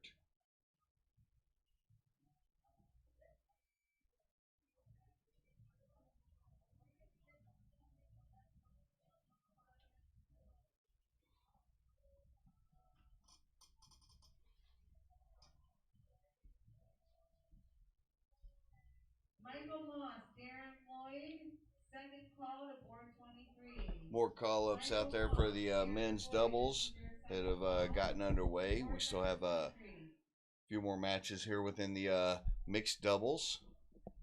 Again, this is a top 16 matchup. The winner of this will move on to play against Ashley Oliver and Donald Spencer. So if I got a quick second, I'll pull up and see if there's any changes, refreshes to the brackets. As soon as I can find it. That's the men's doubles. We got 2 different player call-ups there. All right. There we go. Refresh that. As again, John starting to find that trouble a little bit more.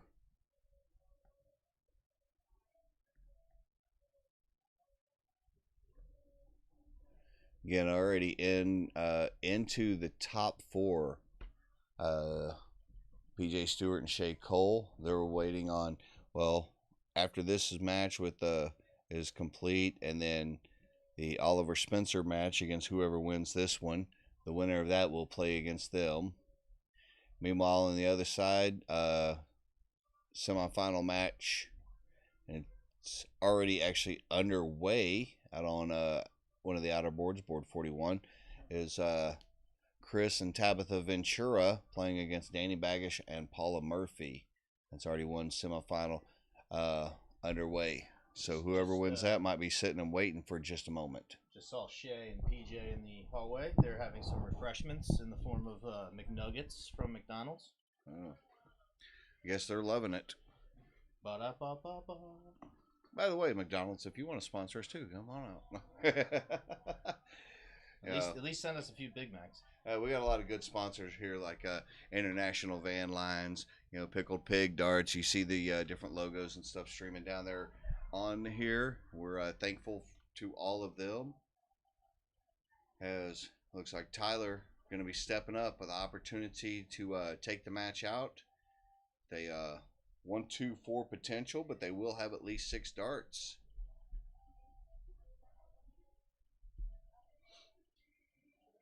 I know she is not going to be happy with that. But they will be back up to the line as Mike Kaiser stepping up 172 and try and put a lot of pressure if he can onto JB's attempt.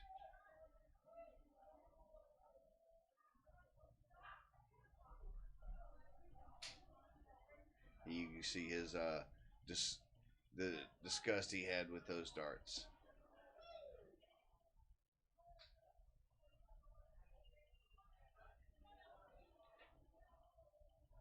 Beautiful 57, leaving 56.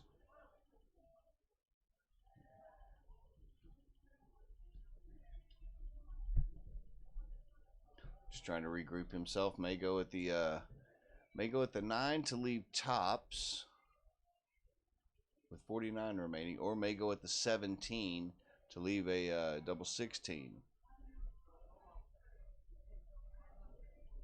I think he is looking at the 17s down there.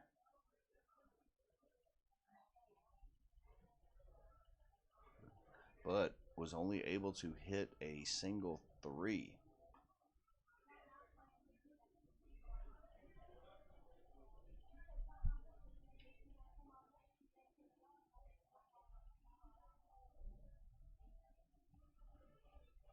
Lori again just working to bringing it down. Tyler now. 46 remaining. She went for that 6-10 split, hitting a single 13 instead. 33 remaining. 33 remaining. Some people would be tempted to shoot at the 1 to leave 32. I actually would consider shooting at the 17 towards the left-hand edge of it, because that way hit a 17 leaves you a double 8. Whereas just like that, she hits a single 20. But if you hit a 3, you also still had an opportunity with the double 15.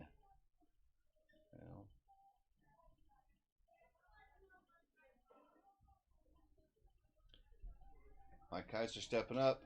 Possible big finish here. Looking at 130.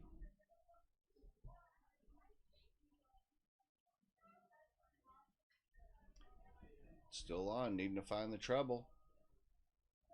Beautiful shot. Going to be looking at bullseye for the match.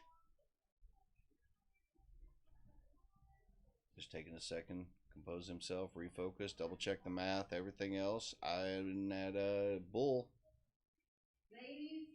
Oh, and just outside single. Great look at it. It's a very close, very close. As JB, I'm going to try and wrap up the match on a double 4. Just click that outside wire, trying to walk it in just over a little bit to get a clearer view. Oh, and wrong bed again. Right neighborhood, wrong house. Yep. Yeah. Lori debating her options on where to go with this 25. Oh! She went for the 17 double 4 route, but unfortunately hits a double 17, busting that. Tyler.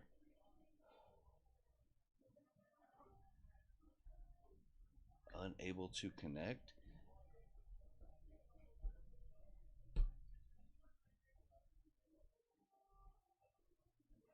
As Mike again deliberating which way to go. Goes for the 17, leaving double 4. Alright guys, Single Pig, Tom Bush is selling the boards you're playing on. He has 24 target boards for sale for $40. Down double He 2. has 10 Blade 5 And Rock connects Bombs there sale for the $50. match. And he only Wow, has good 2 little Blade battle back and Tickets forth between for them. sale for A few little missed darts, $65. missed doubles here and there. But with that, Mike Kaiser and Lori Raymond able to move on into the top 8, where they're going to be playing against Ashley Oliver and Donald Spencer. Meanwhile, we'll be checking to see what we've got coming up soon on our stream. So don't you go anywhere. Hope you're enjoying the darts out there as much as we are providing them to you here on East Coast Darts. Coming to you live from the 2023 Cherry Bomb International.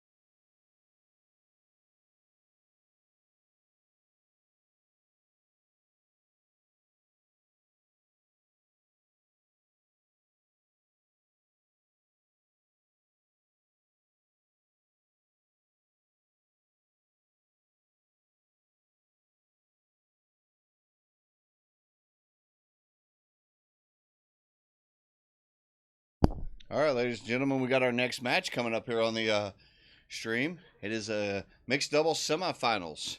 Donald Spencer and Ashley Oliver going up against Shay Cole and PJ Stewart. Expect some good quality, high fire and big darts from all four competitors. This again is a semifinal match coming up to you live here at the 2023 Cherry Bomb International.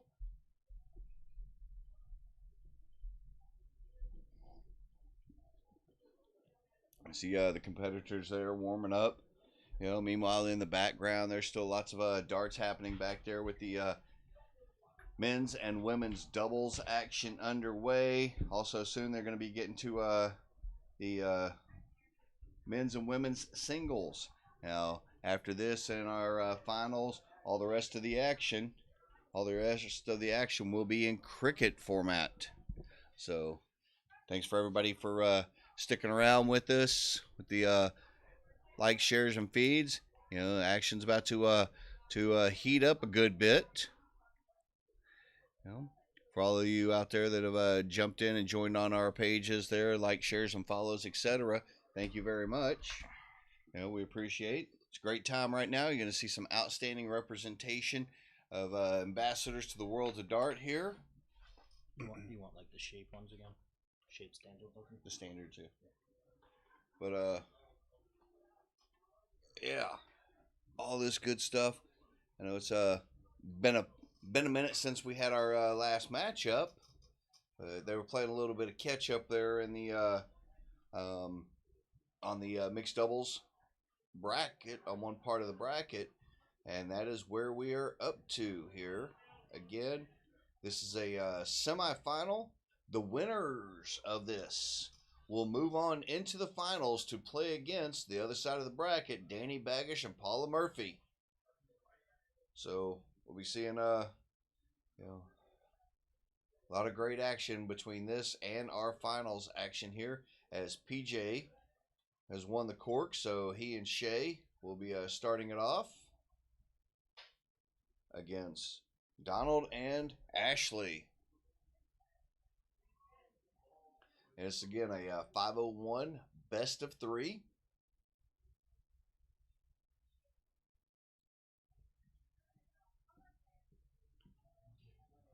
Good solid start there from PJ with a nice 140.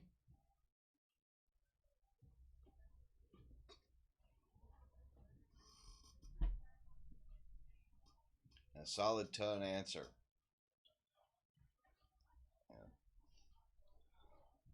It's going to be about hitting the big doubles when the time is right.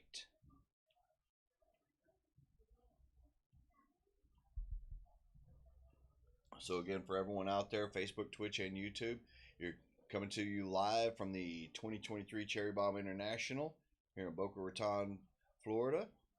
Brought to you by none other than the Broward County Dart Association, with sponsorships by International Van Lines. You can visit them out online, internationalvanlines.com. Deep State Darts. Excuse me. Pickled Pig Dart Supplies. Go visit their site at pickledpigdarts.com. You see that great lion photo there for the International Van Lines. Yeah, that's a nice little logo there with that. Meanwhile, they continue calling out other matches, singles and doubles match, or men's and women's doubles matches out there on the outer boards. As Ashley stepping up, wanting to bring this 171 or 271 down to a reasonable outlook, possibly.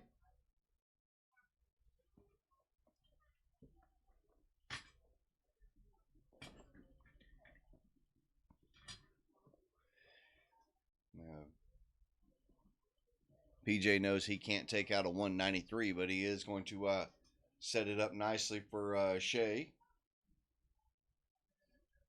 as she will get an opportunity at the 93, as Donald and Ashley are still back on the 240s.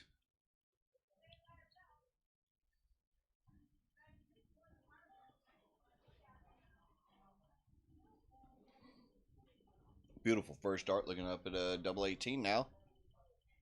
Oh, that hit a double 1. Let's see if she goes directly at the double 17. And no, she actually decided to split it, hit a single 2, leaving 32 for her partner. You know, it's a good move. I like that. Yeah, PJ, previously we had him out and around on the streams and such. That he's a youngster, only 17 years old, as he is now looking at double 8. Just graduated high school, getting ready to go off to college, as he has taken that first leg. He and Shay taking that first leg, you know, in this best of 3. But PJ loves the darts. Got some great sponsors there with Dirty Jersey Darts and D'Angelo Sports, and a number of the others, L Style and such. His partner Shay has been representing the United States. She's gone across the pond a few times there to compete against the pro women over in the PDC Women's Series, you know, and making a name for herself internationally as well. You know, you got Donald Spencer here, sporting a shirt that on the front it says "Daddy," and that's very fitting here on Father's Day. You know, and again, happy Father's Day to everybody out there. Hope you're enjoying time with your loved ones. You know.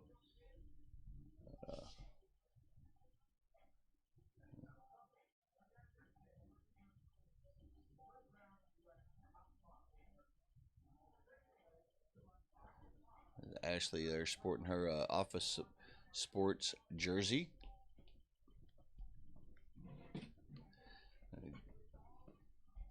It's just good teams up and down the line here.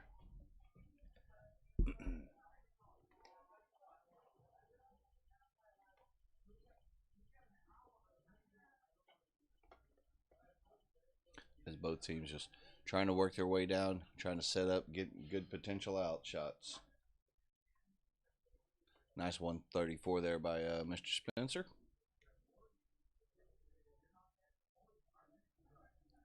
Yeah, 17 years old, nicknamed the Beast out there.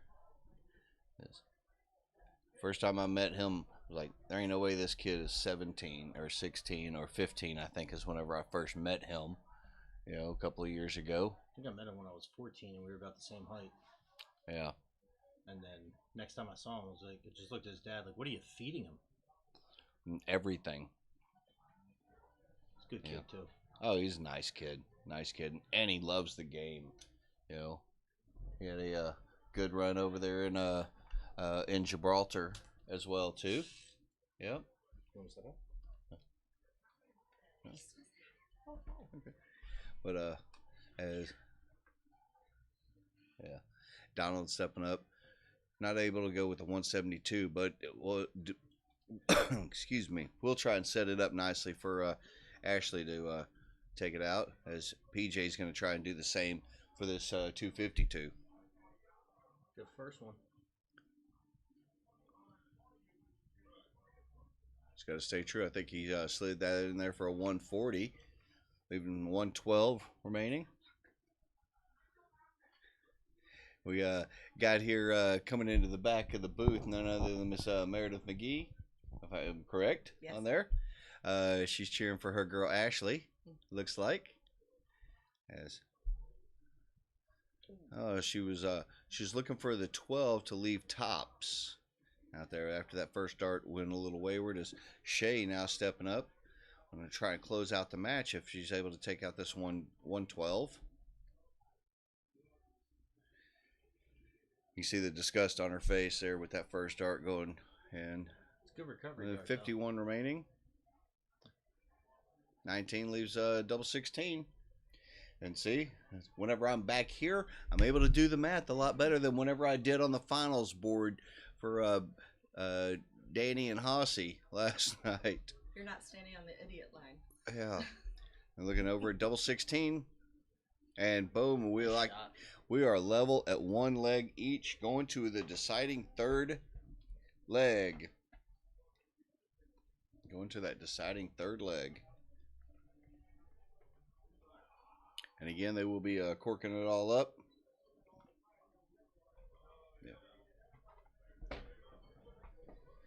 as PJ fires in another double. And they're going to be getting their darts underway here on the third and deciding leg. You know, Jackie Harper in the chats throwing out there, let's go Ashley Oliver also. You know, you don't have to be quiet back there, Meredith. She's just sitting there watching. You know, we like to have the people that we interact with the people in there. Sometimes we got people coming back. I just followed the cords. Let's see. To find you. Douglas asking if we're going to be the ones doing this at the Charlotte Open. No, we have not been contacted about doing the Charlotte Open. As Doug just clicked that wire with that third dart. It was but a nice 140 start.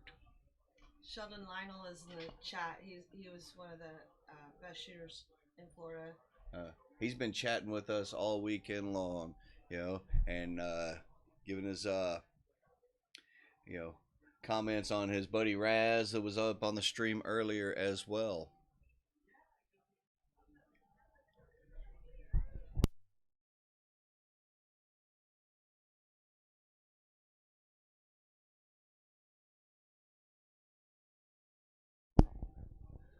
PJ, just a little kiss over to the left, 135 answer. Both teams battling away, working their way down, wanting this very important and decisive third leg. The winner of this match again will go on into the finals to face off against Paula Murphy and some guy named Danny Baggish. Who are they? Yeah. I have no idea who they are. They just started, I think. Great setup right there by Shay. She's been extremely consistent all day. Good setups on this mixed double semifinal match here. 275, not able to get down to an out, so they will have at least 6 starts for this 90. Let's see which route PJ chooses. He decided to go the 18 route with your opponent not on an out. I don't mind that. Yep. Don't mind that setup at all. I think that's a looks like a 48. 66 scored. That leaving 24. Double 12. Boom, and there it is. Congratulations to PJ and Shay moving into the final. A great hard-fought match against Donald and Ashley, and a big shout out to them making it up into the top 4. Great job by all competitors. Big out there on that double 12 by PJ, but good job by all of them. So they will be moving into the finals to go against Paula Murphy and Danny Baggish, and we should be getting that match up here very soon. So with that being said, I'm going to kill the mic for a moment. We'll keep the feed right here. And Jackie does say good job to Ashley and Spencer's. We're going to continue our action. We still got a lot of action left here at the 2023 Cherry Bomb International. Coming to you live here on East Coast Starts. So stick around, folks.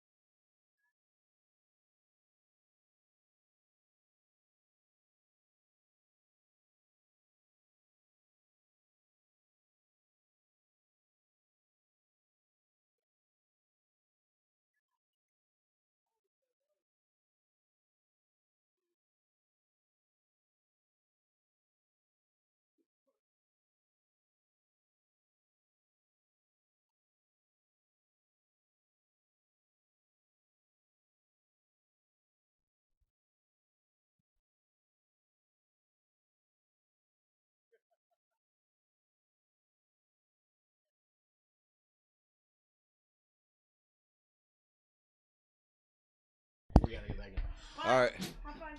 All right, ladies and gentlemen, we are back up onto here, and we are here back into our mixed doubles final. PJ Stewart, Shay Cole going up against Danny Baggish and Paula Murphy.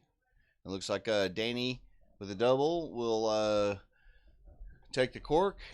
This is a best of 3. 4 great competitors here. Expecting fireworks on the dartboard here in the finals of the mixed doubles event, coming to you live from the Cherry Bomb International here on East Coast Darts. I am Troy Colin, joined by Matt Forkin, and a nice little 140 start and a tough bounce out on that third dart, from PJ. You know what's scarier is PJ and Danny are partners in men's doubles. Yes, it is. Yes, that is. Yeah. Men's doubles, PJ and Danny are doubles partners. They had a good run last night, but through a whole lot of darts and such, from they were not able to complete the championship. The only finals where we haven't seen Danny Baggish. That is true. Men's 501 doubles. But all these people, it has been a long weekend of darts. I know, for instance, Paula Murphy, she started off on Saturday in the mixed doubles on Saturday, and threw her last dart at approximately, and that started at 10 a.m. and threw her last dart at approximately 1:30 in the morning, as she completed and won the women's singles yesterday for 501. I don't think she did the blind draw on Friday, but around, I want to say 10:30 in the morning, Friday morning when we came down here, she was already warming up. So she's had a long weekend. Yes, she has. I know all of these players, they're itching to go, as Danny now stepping up. A 110 Cape opportunity. Great first start. Looking double 16. And just clicked the outside wire. But they will be back, as PJ and Shay still back on 240. He's trying to put some pressure. They will get down to an out, but Paula with 32 remaining.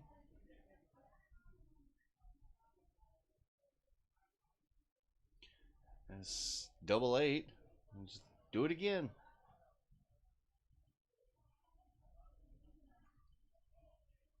Ooh. And just inside. Fortnite Icon, thanks for the follow. Out there. Hope y'all are enjoying the chats. I know the streams. I know there's other options for y'all and for you to join us here. We very much appreciate it. As Shay finally collects on a trip with that third dart, but Danny buries a double 4, and they take that first leg. Some good make it right darts by Shay there going into the next leg. Yep, nice little 19 darter to start off.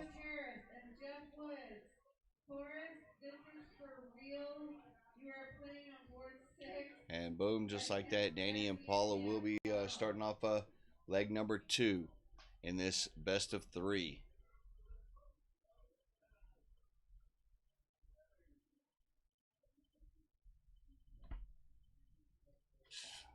So adjust our shot clock there. No, it's not a shot clock for the shooters. That's just our little light here in this dungeon we're in. It's amazing how many times we've just kind of got lost in a game of darts and the light is shut off on us. Yeah, it's one of those old school, like what you'd find in like an old school bathroom, the little wind the timer bit. As both Danny and PJ fell into find a trip, their first step to the Aki. That is not the case with Paula. She's able to get, one of them into the big trip.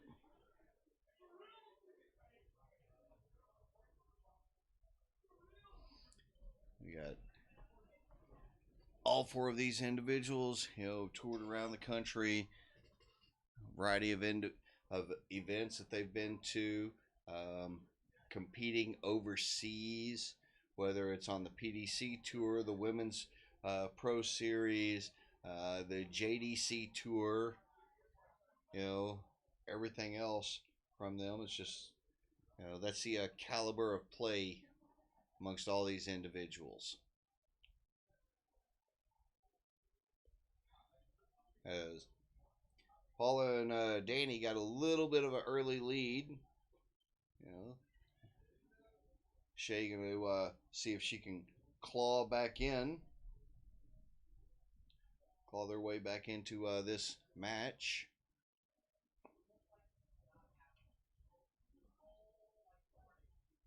Nice little 96, definitely helps.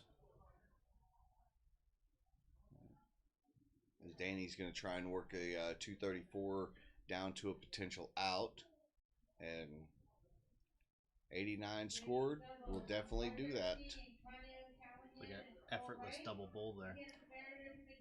He's hit it plenty of times.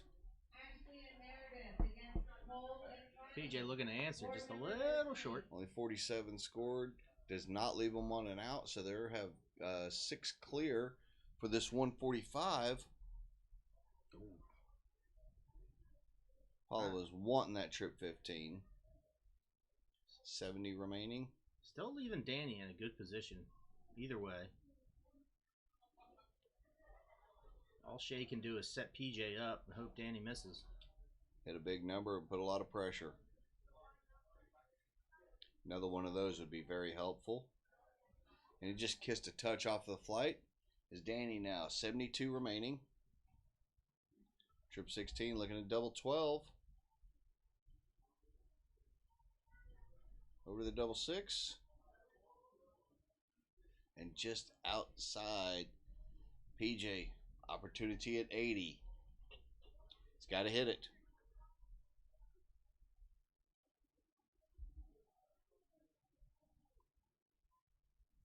Taking his time. Checking for a clear line. And just dropped it inside as Paula now looking at double 6. I'd say let's go to that route.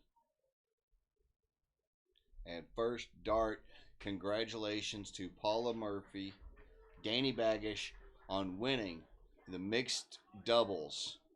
And you see how much of big friends that they are up and down the line here, from all the hugs and everything, the appreciation of each other.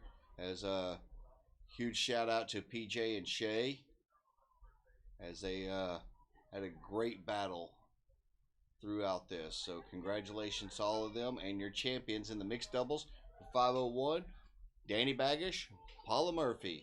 We'll be back with our next matchups, hope here very soon. Don't you go anywhere, as we're bringing it to you live on East Coast Darts from the 2023 Cherry Bomb International.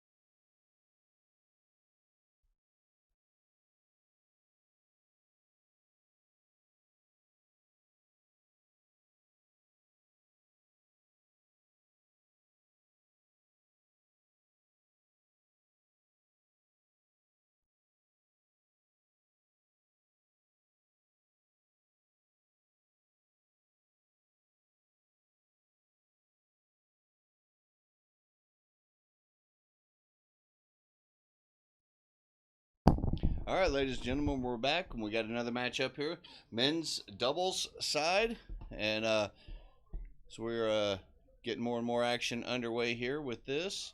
This is a top 32 matchup here on the men's doubles side, and it is cricket. We're going to the cricket time, and I got to double check. Is this best? I think this is best of 3. We will double check that as we got Justin Jones and Keith Switzer going up against Danny Baggish and PJ Stewart. And we just saw Danny and PJ battling it out against each other. But we're getting players getting ready, warmed up.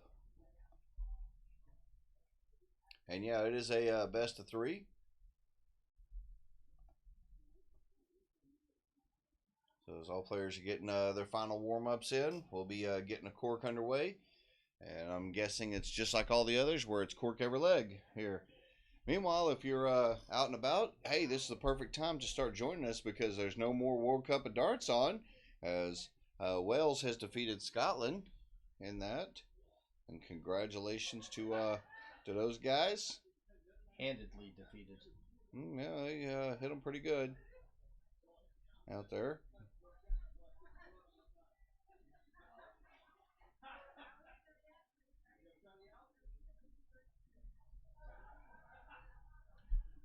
And looks like got the cork underway. Men's doubles on board 28. Brandon and Ben Goddard. All the players kind of joking around just a touch with each other. Looks like they're recorking. Me and Ronnie, Ben and Brandon, you're on board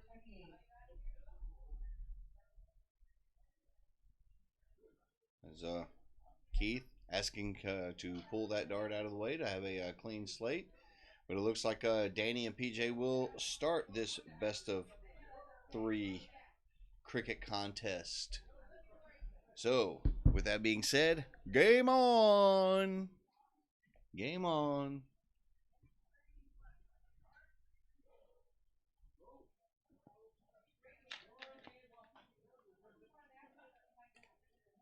Good third dart triple there. Yeah, solid 5. Solid 5 on there from Danny to start off. Men's doubles on board 13. Austin Adams, Jason Deland against Brandon Mosley and Matthew Hitter. We'll see which route PJ decides to go, if he's going to go ahead and fire to complete the 19s. A little bit of a blocker. Well, he just needs 3 singles.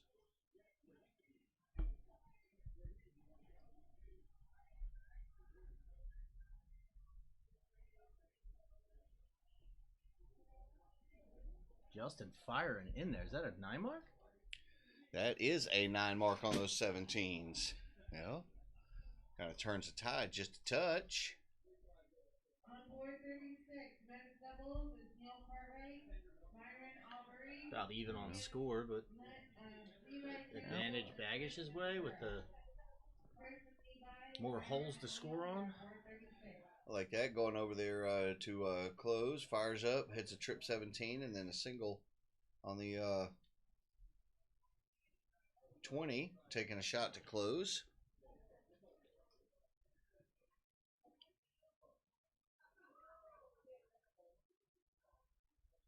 Oh, PJ, he's not going to be happy with that result. Giving Justin here clear option to go right at those 20s. He may go back down to the 17s. Oh, he decided to go over to the 18s. I might have looked with knowing who's coming behind. I may have looked at the 17s for a few more points. Yeah, I would have taken as many points as I could before Baggage gets back up there. Knowing that he can do things like that, you know, plugging those triples. I mean, we've seen a handful of 9 rounds out of Danny this weekend, so That we have. Well, you don't make it onto the PDC tour, you know, throwing 1 marks, or you know, three for that matter. or a lot of troubleless visits.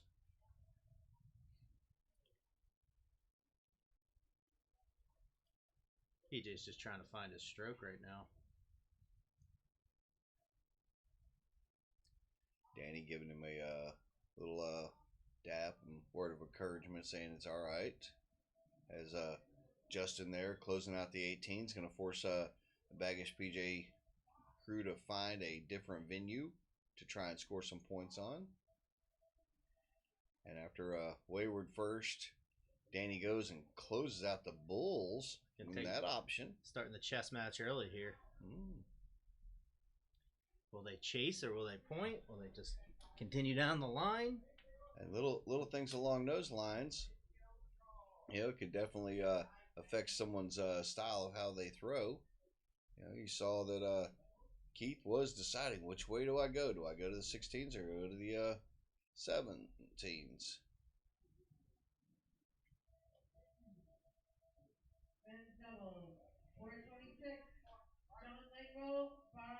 It's also a weird little comfort for your partner when you give them at any moment they can throw the reset button and kind of point on the bullseye, start to figure things out. I believe that is a trip 17 there. I think it is as well. It hits single 6. It's a good start. I think he's looking at 7s. No, it's a 9 mark. You mentioned it about the 9 marks from Danny Baggish, and right there's one of them. Even though Switzer and Jones still have the point lead. Just watching Danny all weekend, he point management probably has been going back to the 17s, and at this point, Danny may have PJ either. Well, he may go 15s, he may go 17s, he may go Bulls. Never know. And he does go with the 17s, even though they are trailing on points. Likely to see a bull shot here, I would think. No? Wrong again. Stay there with 17s. Now, as I'm looking at this, knowing what Danny can do, I probably would be firing all 3 of my darts at the trip 17. Not enough, though. But Danny does have winning darts in his hand here. Closes off the 17s. Needs 3 15s and and some points. There's the bull looking at trip 15 with his first leg. Oof. A little short.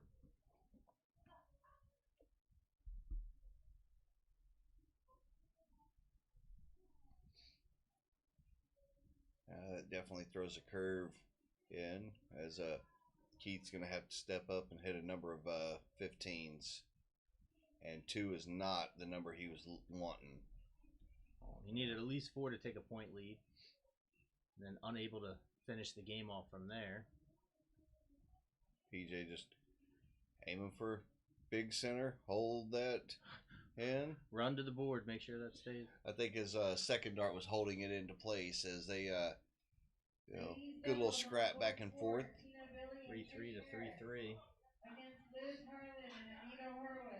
Now, I know PJ was only hitting a couple of 2 marks here and there and all, but he definitely has that capability to get up there and relentlessly start hitting, 4, 5, 6, 7 marks and higher. Well, I mean, if Danny's throwing at that level and PJ starts to pick it up even a little bit, they're going to be incredibly tough. That they are. That isn't PJ Stewart darts, what we just saw. As Danny adjusts over to get a better view. Trying to find the right weight of the dart coming in at the new angle. Not happy with the start there. A little shake of the head. Well, at this level of play, these guys are used to hitting triples in there more. That's why typically on these averages could be 4 to 5 ranges.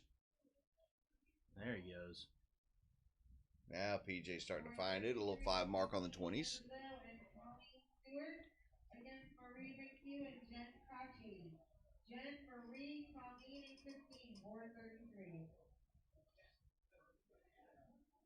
Now we'll likely see Danny bounce around in the event he closes any numbers. Yeah. He may decide if he's going to go for 19s, may go 18s, and he does go ahead and go towards closing off the 19s. Maybe even go back up for more points. Oh, fired off the 18s. Only 6 will count, but 7 marks for Danny. 420, Elida Honeywell and Amber Parisi against Terry Stewart and Amanda McClish. Amanda and Terry against Amber and Elida. Board number 20.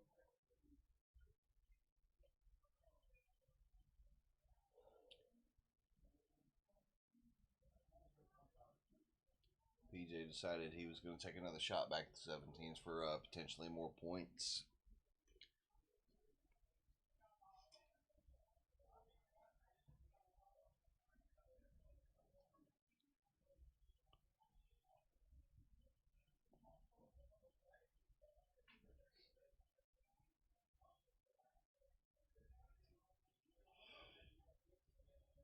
Three singles, but at this level right now, that where they're in kind of control, that 3 singles was more than enough.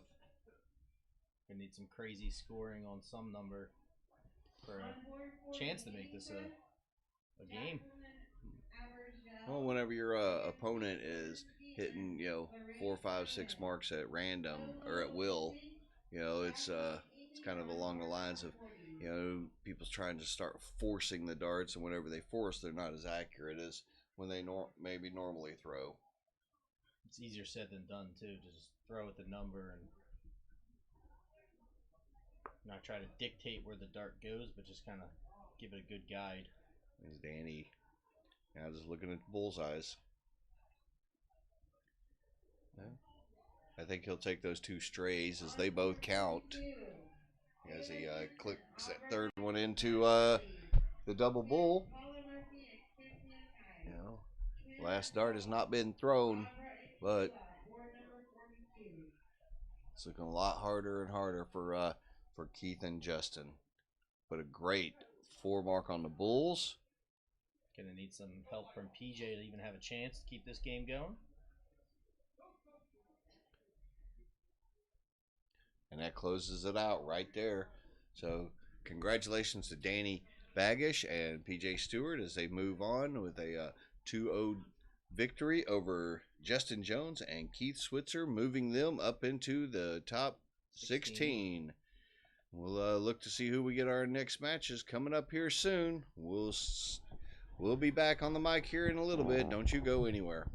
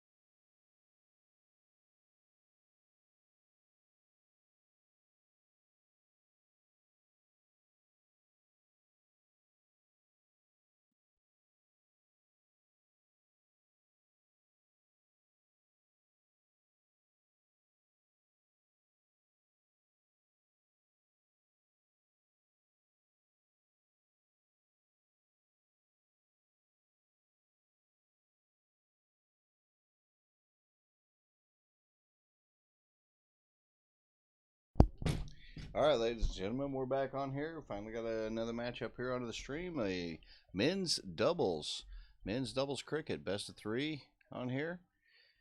And I'm going to double check on this. I believe it is a top 16 matchup here. Double checking the bracket, in which, if you're following along, you can also double check the brackets on dartconnect.com. Let's see. No, that's the women's side. Yep. Yeah, top 16 here. We got a father-son duo, which is very fitting here on Father's Day. We got Brandon and his son Ben Goddard going up against Brandon Mosley and Matthew Harris. As looks like the cork is underway here. As the day continues on here at the 2023 Cherry Bomb International here on East Coast Darts. Everybody still watching, streaming along with us and everything else. We thank you all for joining us. Yep, they decided to go ahead and pull them all after both missed just a little bit. Jill Hardwood, is like the stream. Thank you very much, Jill. Hope everybody is enjoying it. Trying to provide you some good quality darting entertainment here on the stream throughout the world. Now that the World Cup is over, you can concentrate here with us. So, again, huge shout out to Broward County Dart Association bringing us on for this event so we can bring the action to you. This is, again, cricket. Excuse me, best of 3.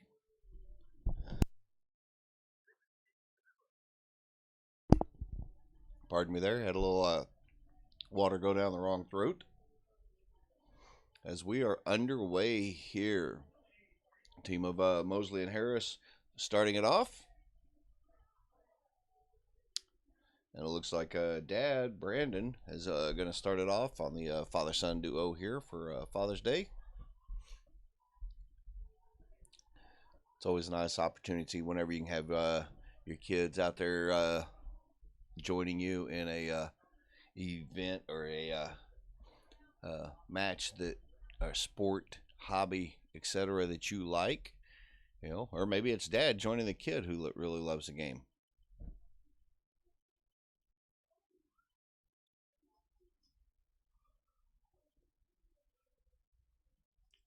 Just got to take first look here at Ben. Nice throw. I like the throw. Good follow through. Doesn't seem rattled at all by any of the events happening out there. As Brandon Mosley stepping up, wanting to try and close out the 19s, and he does so. He's going to force the Goddards to have to switch to a new house.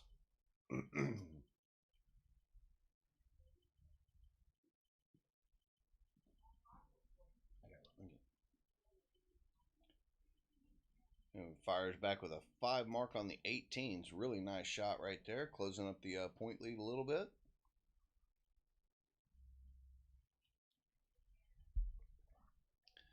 We got some interested people out there in the watching, close by there, because I think Mom is there watching as well too. I was out there just chit-chatting with them a moment ago. They were like, I think someone said, you can watch it on the stream. And she's like, I'm sitting right here. I can watch it here too. I said, you can do both. So, Brandon stepping up, getting a point lead back. Takes a shot, closing out. Tried to go for the double 18. Only ended up with a single 18. As Brandon's wanting to trying to find, you got that little shake of the head, that third dart, you can tell it felt good coming out of his hand, pretty positive, but he wanted it to go into the treble. On board number 12, ladies doubles, Marie. Matthew's able to close out the 18s, get a little bit more points back on the 20s. So Ben's firing at the 17s. We have men's and women's action still happening all around. this being again a top 16 matchup on the men's bracket side. See if I can pull up some other information to other top 16 action. The team of Schnitzler and Daniels are playing Lewis and Silver. The winner of that will move on into the quarterfinals, playing against Danny Baggish, Peter Stewart, who we saw earlier. As we see this beautiful setup on 15s and this nice little 7 mark. Other action in the top 16. Teams of Armstrong and Wells playing Robbins and Widmeyer. Blaylock and Davey against Grandinsky and Whitley. Hicks Sabat against Beard and Adams. I'm sure that's a pretty good match there. And the one that we're seeing here, also have Ventura Krasnell playing against Lignell Montgomery matchup, and Luke Roy versus Gore Spencer. So that's how the top 16 is working out.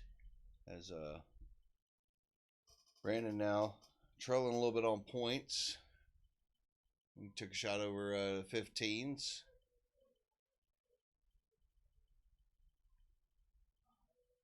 Saw Dad giving son a little bit of a pep talk back there.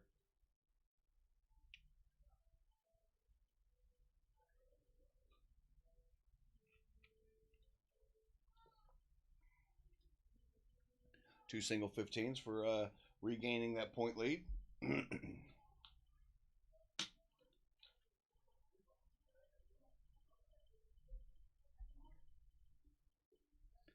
Good move right there. Closed off the 15s.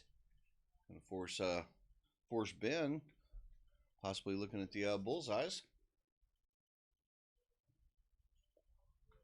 Chucky Z, you're up on board. Is he able to connect with one of them there?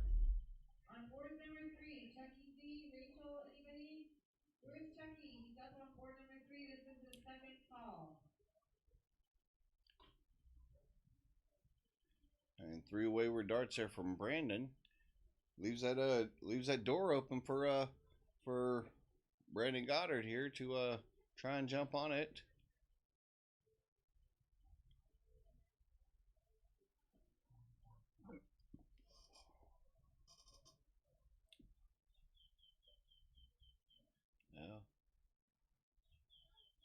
Yeah, it's always a great opportunity there, Doug, to be able to possibly shoot with a family member out there that has the same passion for the game that you do. You said you shot with your son at a tournament at Vero Beach at Moose Lodge. Hopefully y'all did very well, and that everybody still got the itch to play.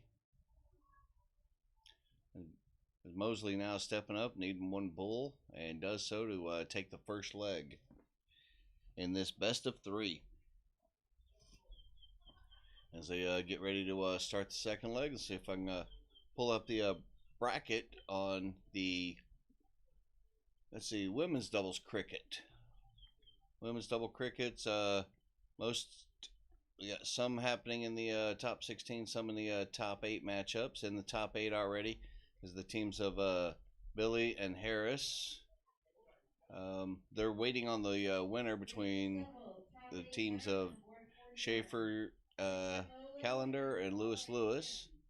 Jen Kachi and Marie McHugh battling against McClish and Stewart in the top 8 matchup. Other top 8 matchups, the team of Smolinski and Simon against Pantai and Murphy. And then Shea Cole and Kyla Murray has already advanced into the top 8, waiting on the winners between Childers, McQuillan, and McGee Oliver. Meanwhile, there are singles matches happening out and around as well too. We get a chance, we'll update you on that here in a few moments as we're continuing on here. Ben throwing again a good solid dart, nice follow through, remain composed throughout, but only able to connect on a single 20, or excuse me, a single 19 with his last throw. As Matt right there, Matt Harris, deciding to get a few more points on the 20s.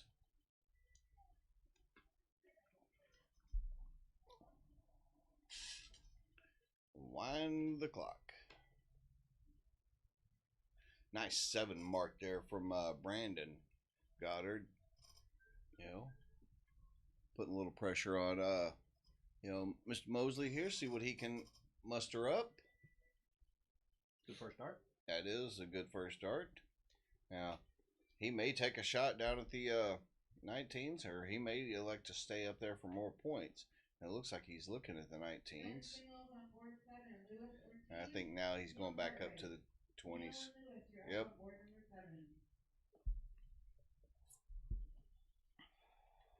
Given that it was a triple, I might have thrown that second at the 20 instead of the up, down, up motion. Well, he didn't really like how it was laying in there. That's why he shifted over to the right-hand side. A little enthusiasm there from Benjamin.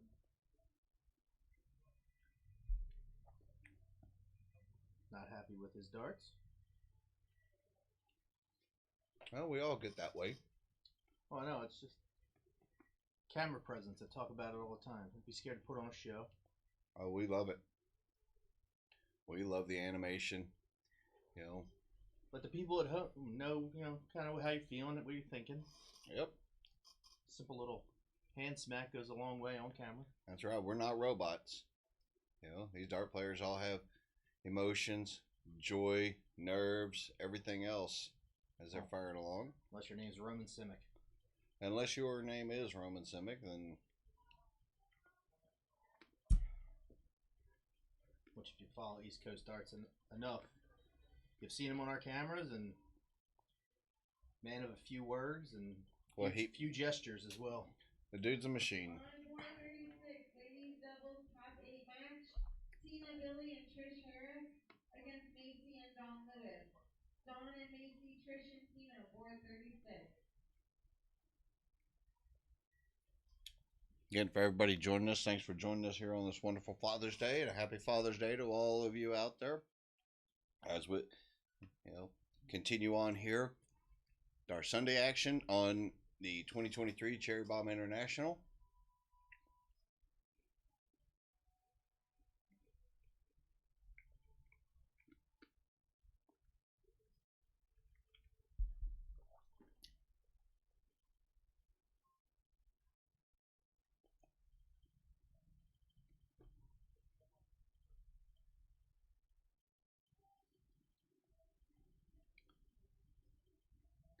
Ben now wanting to light up those 16s.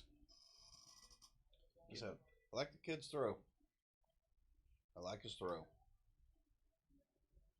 Good form. Yep. Just one of those, curious what happens if you were to just slow down the slightest bit. Well, we'll see. Bit of a rapid fire Ricky. I'm sure he's got a good mentor there with Dad. Passion for the game. Got family members here sitting in the chairs in the background watching as well.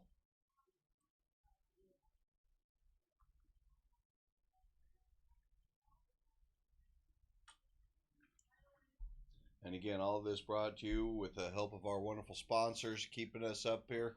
International Van Lines, Deep State, Pickle Pig Dart Supplies, Extreme Darts. See all their logos flashing around on our little ticker as well. Go out there, support the sponsors the way that they've supported us and the stream here. That's beautiful first 2 darts right there. Closes out the bulls. Wonder if you heard me. He slowed down the slightest bit, and I don't think he the heard. bull. We're close enough to where if we yelled, they could hear us, but that was a good rhythm to his throw right there. And you see the result with the darts. Yep. Now, Dad's stepping up. Dad's got the opportunity. Needs to find that double. It's all right. You're not out of it yet there, Brandon. And you know that. He does go ahead and go up there closing. Going to force Brandon Mosley to firing 2 bulls to try and close out the match. Go ahead and zoom in on that bullseye. Let's take a close look. That second one is in. Oh, not out. So took a little chance. So Ben get a chance to be the hero here. Need 1 single bullseye. I like that. The first one almost felt like he let it slip out of his hand, and boom, just like that. That's only no. That's not enough. He needs another bull. That's only 1 bull. He needs 2. He got to recompose himself. I think he should have taken just a touch longer. That early celebration. Yeah.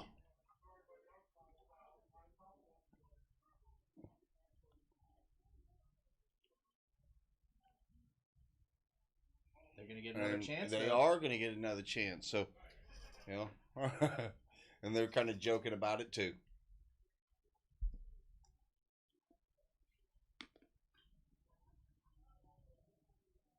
There it is. Oh, that button. 1-1 game now. Yep. There's the bull he was looking for in the last leg. Yeah, it is.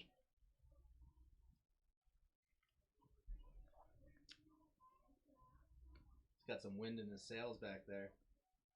Yeah, he does. He's hype. He's ready to go.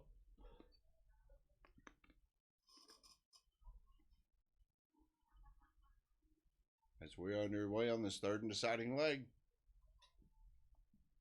Team of Mosley Harris leading us off. They finished top 4, top 8 last night. Same pairing. I forget which. I know they were on stream. I think they were playing John Beard and his partner. That would have been in the men's doubles 501.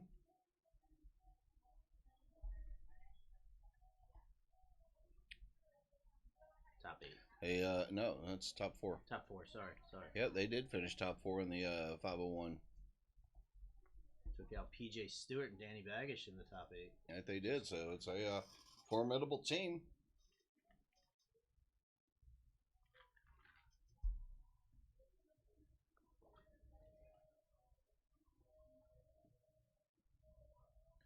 As they've jumped out to an early lead here.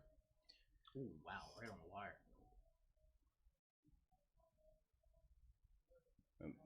Ben doesn't look phased at all. I mean, On that's there. millimeters away from a 9 mark on the 18. Yeah.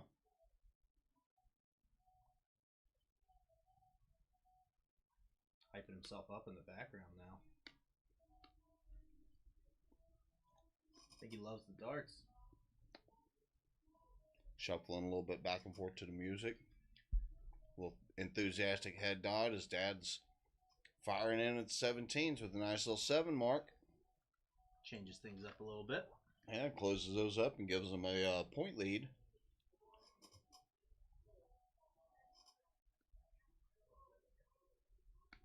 Not even attempting a dart. At Nope. 17. I'm going to take a look here and see if these two... Ben played with another one of the youngsters, Ryan Avellino, last night in the men's doubles, where they made it in top 16, lost to a good team of Hossie Hicks and Christopher Abbott.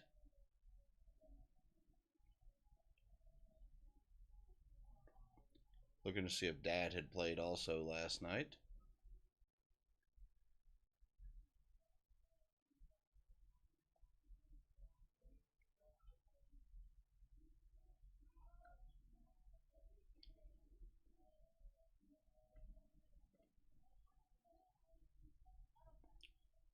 Not seeing anything.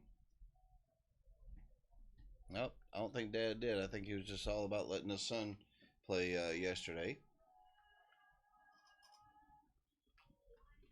And I believe Ryan Avellino won the one of the youth events this morning.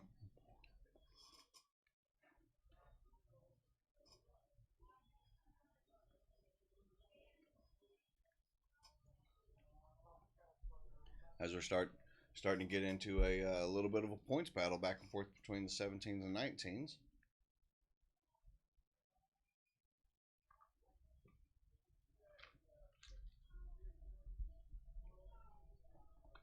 And Brandon Mosley knowing what they can do.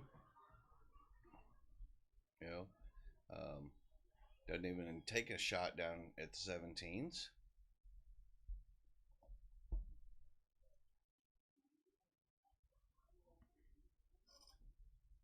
Brings it manageable though. It does. And Matthew just shut that door down on the 17s, and he's going back for more points, knowing that these guys can fire away.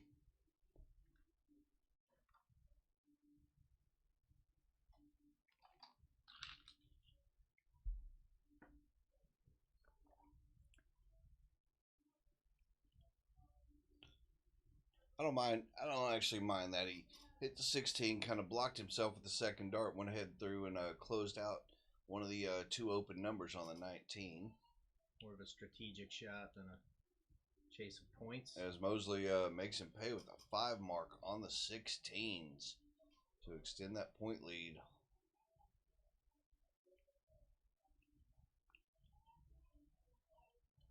They're in this third and deciding leg. I think it's a 5 mark on the 15s. They're within 60 now. Kayla and Shay, Susie again, board number 15.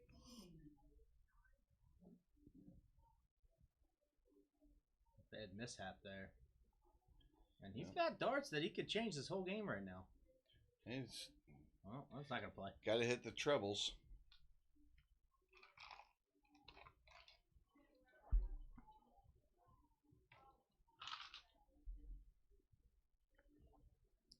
He's just double checking, looking at the score, trying to compose himself. A little bit of a Mensah lunge there at the end on that third dart. Yeah. If you start throwing like Mensah, you're going to have good days. And a whole lot of wins. As we're now looking at the Bulls.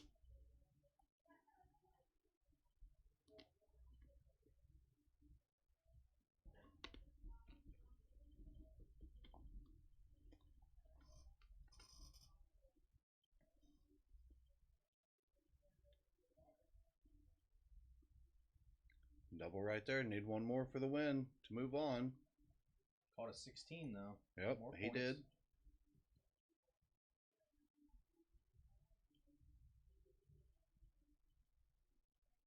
Stacking them up. Oh, and little kiss off the flight on that third dart. Brings them within 2. Mosley only needing one for the match. There it is. And there it is, ladies and gentlemen. Great match, great time right there by all. You know, great job by the father-son duo.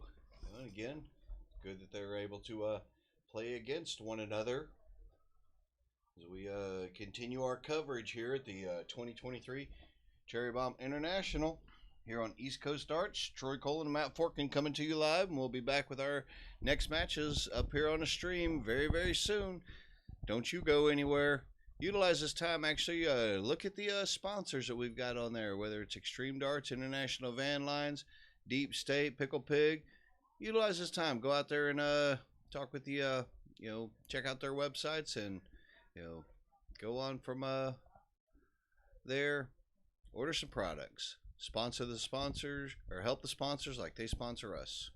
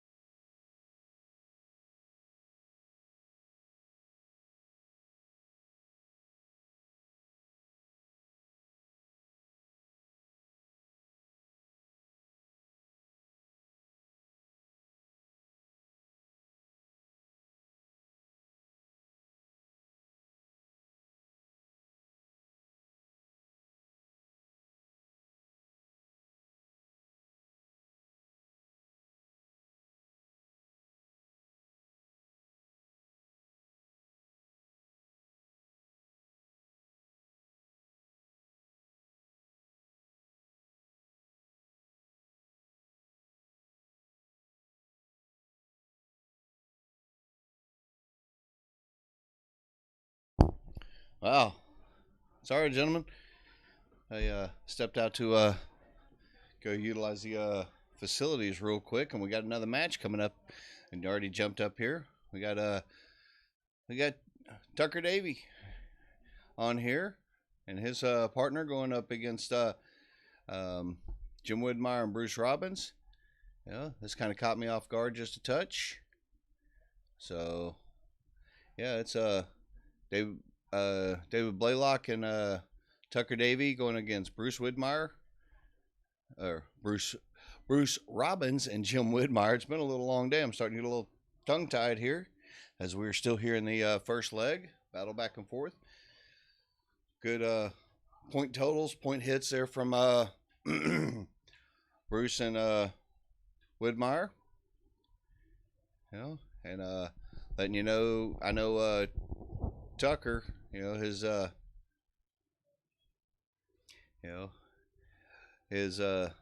kid son Dakota, who's working right now, would normally be watching. So we continue on here, and what does this say? Just double checking on the status of this one here. This is a quarterfinal top 8 matchup on here. So these guys have been battling through good solid fields throughout the day.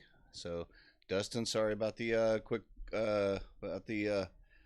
not getting flipped over to the board real quick. So I didn't even hear him call up on the board. As Widmeyer and Robbins, you know, with about a 60-point lead. As David Blaylock going to fire in on 16s. Great little 5 mark on the 16s. Closed them out. Got a couple of points back. You know, let's see how Bruce the Buffalo, you know, handles the situation. Closes out the 16s. May look over to 19s for more points, and does so. Ladies singles on board 19, Ines Harris against Connie O'Callaghan. Connie and Ines on board 19. Tucker fires back with a solid 5 mark on 15s himself. Against Jacqueline Abergel. Jackie and Malia, you're on 17. A little wayward with the 10. Goes back over to get a few more points on the 19s. Given an opportunity here for David with a good shot. Could definitely turn the tide on the first leg. As again, this is a men's doubles cricket top 8 match. We underway. Still got singles actions happening elsewhere, and also women's doubles and women's singles still going around. 2 15s. Back, took a shot for more 19s. I'm not sure. That one did not go in.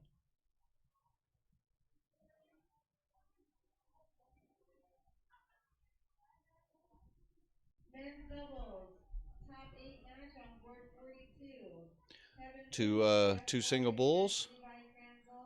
Oh, Jim going to take a opportunity either go with bulls or possibly more points.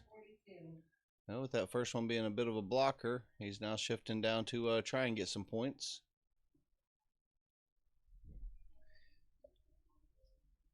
Uh, 26-point lead will require 2 extra bulls. You know, so David does not have winning darts in his hand, but he can definitely make a bit of noise here as he closes and gets 25, brings him within 1 point. Now this definitely changes the mindset for Bruce. Yep. And a beautiful third dart. That's 76 points right there. It requires 4 additional bulls for points for Tucker. He's got one of them under his belt. The second one just out, and the third one is in. Gives Widmeyer a little bit more freedom. Look at the bull, and decides to go back to get more points. And I believe that third dart was in the treble for another 76 points.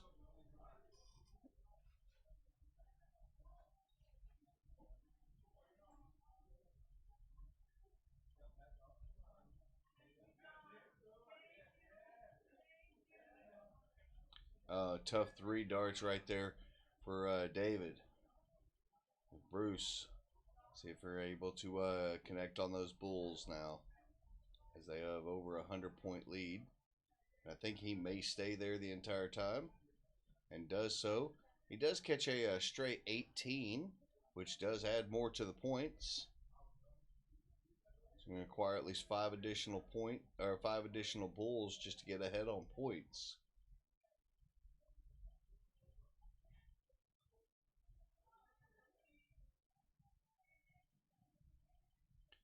Beautiful double right there, and there are the 5 points to be able to get ahead. You know,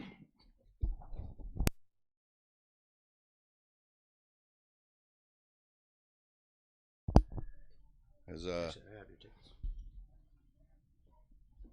no, I was getting 2 of them.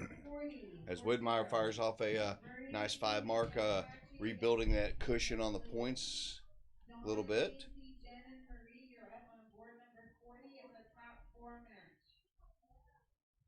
And 3 bull answer there from Blaylock.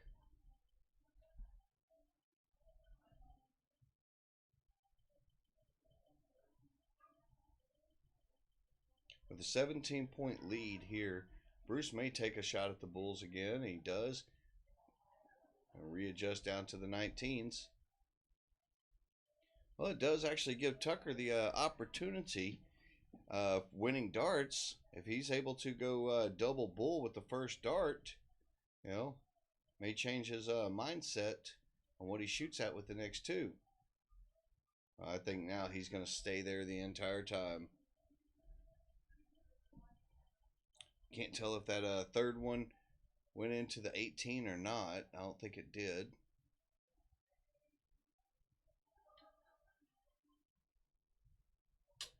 Widmeyer finally able to find 2 bull. Only got 2 there. So now it's a matter of 1 bull, 2 19s, and an 18 possibility win for Blaylock. Not anymore after that first one. Goes just outside.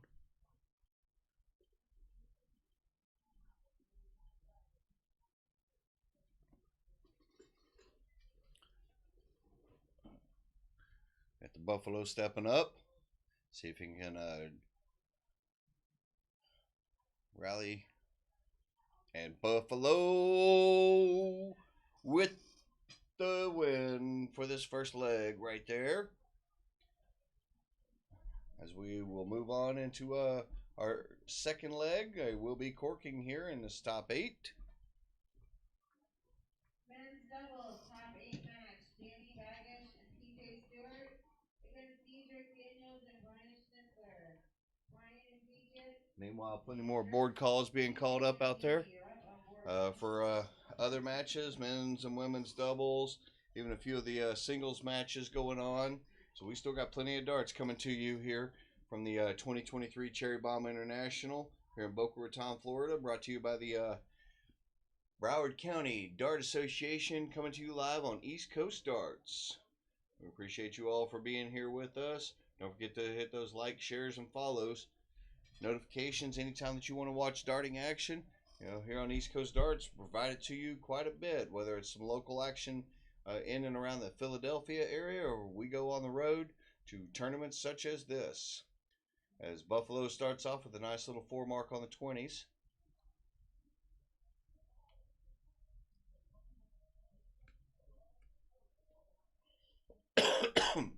Pardon me.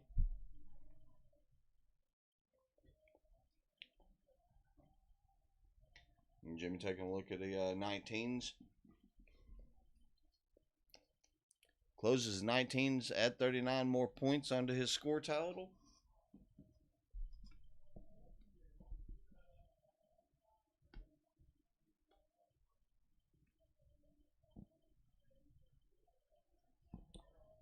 As Tucker able to cross the line there with the 17s, 3 singles.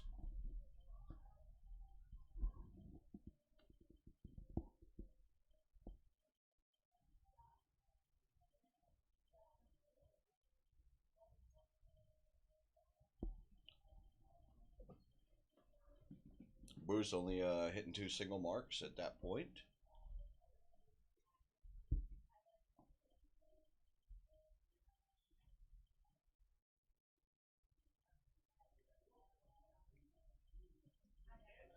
And 3 15s helps the cause a little bit, or 17s, excuse me, helps that cause a little bit. As Widmeyer decides to go ahead and close out the 17s. Yeah. Probably force Tucker to go up to the 18s.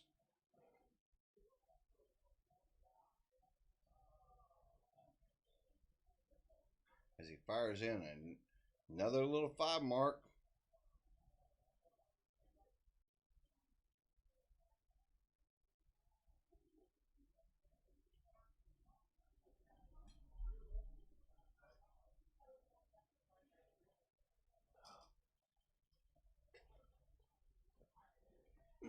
Making adjustments.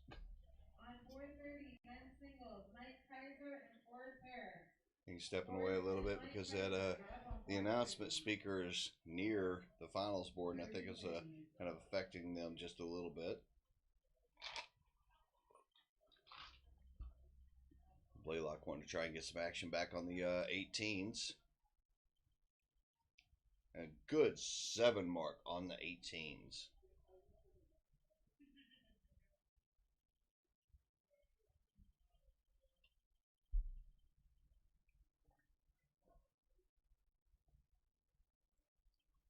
And a 5 mark answer on 20s back for the points. So looks like we might start be getting into a little bit more of a point battle here in this second leg.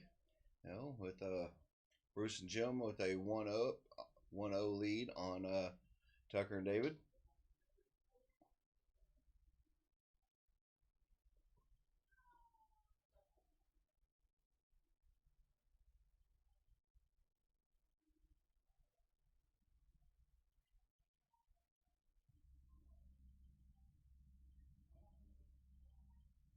Bruce just deciding to stay up there and close out the little playhouse for those 18s.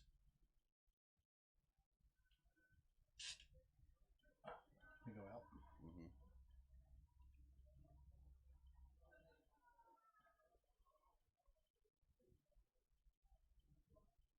A lot of these guys, you know, hitting some big numbers, but also just barely missing and clipping wires. As Widmeyer goes with a 5 mark kill in 16s and 2 bull.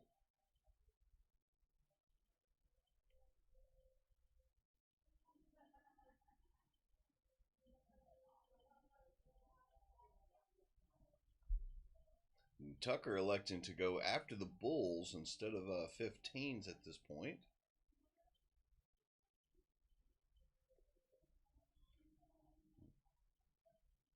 I mean, yes, hitting a bullseye is worth more points. Bruce is able to go ahead and close out that.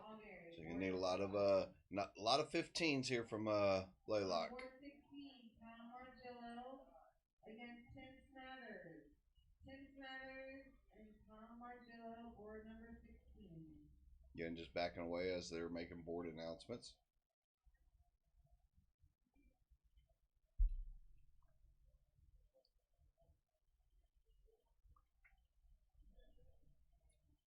Three singles right there. I don't think is that's not going to cut it right now. As Widmeyer stepping up, needing only 3 15s for the match.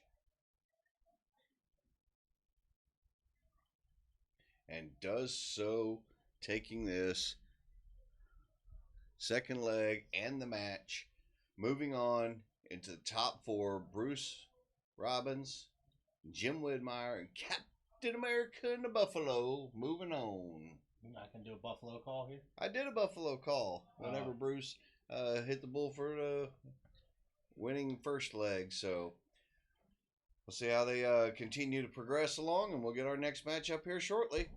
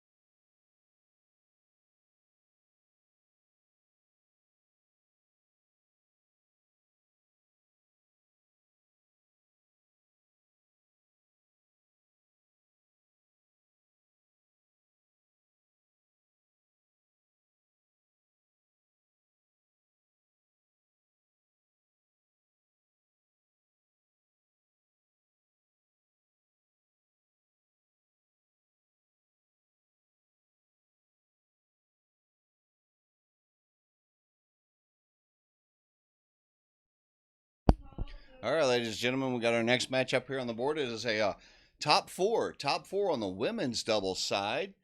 You know, we got Paula Murphy and Kim Pantai. So Paula and Kim, they're going up against Shay Cole and Kyla Murray. But she just said, everybody in the darting community knows me as K.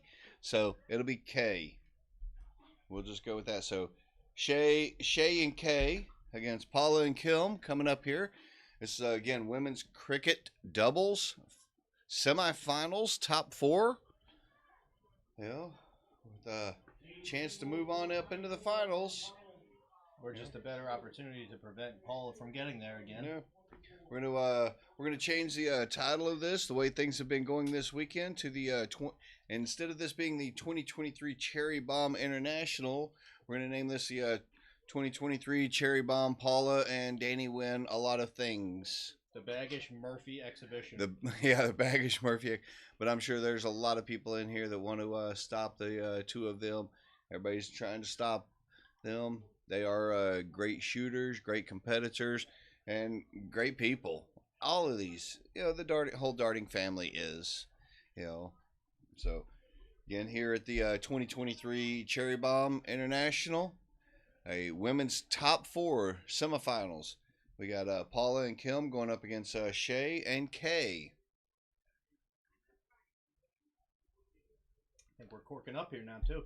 It does look like that, so I'm going to go ahead and zoom in on our cork as we reset our light timer. Our shot clock. Yeah, that's our shot clock. This match got to be over before the lights go out, otherwise we call a forfeit. No. What wins have they taken, says Patricia. That's a great question there. Paula's taken everything but the USSDA Women's Cricket Championship. Yeah, based on that, if you're talking about total wins and everything between Paula and Danny, or are you talking about the wins that both of these teams have made to get to this point? Okay, because if we can do that, running through the wins on the USSDA, which happened on Friday afternoon, the winners on that for the national championships, that was let's see, Paula and Danny. Okay, so Danny Baggish and Paula Murphy. Danny has won the USSDA National Championship Cricket men's singles pro shoot for 501. He did Then- not participate in the Then the draw. two of them partnered up and won the mixed doubles cricket yesterday. Today, the men's are the Paula and Kim won the women's doubles 501. Men's singles 501 was won by Danny Baggish. The women's singles 501 was won by Callie West. No, Paula Murphy. Or excuse me, by Paula Murphy over Callie West. You know, and then they're still battling away. They also won the Paula and Danny won the mixed doubles 501 earlier today, and we're still in the events that they are pressing through as well too. So about the only thing that has not been won by either one of them in some way, shape, or form was the fact that Sandy Hudson defeated Paula in the USSDA Cricket National Championship on Friday, and Danny did not win the and men's doubles 501 yeah, yesterday. Danny and his partner were knocked out of in the top eight, Top I believe it was, for the men's doubles. So they've been taking a lot of wins, but that's also because they are both outstanding shooters. You know, it's not because it's an easy field, because looking around the room with the names around here, there's no easy matches here.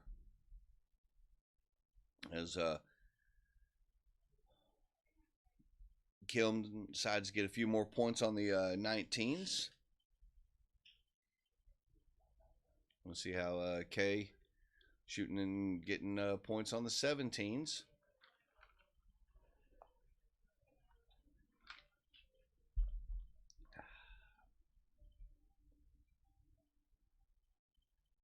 Paula going ahead and closing out the 17s. Instead of going up to the 18s, just goes right over a little house across the street there to the 15s, closes those out, and adds in 15 more points as well. Shay decides to go up to the 18s.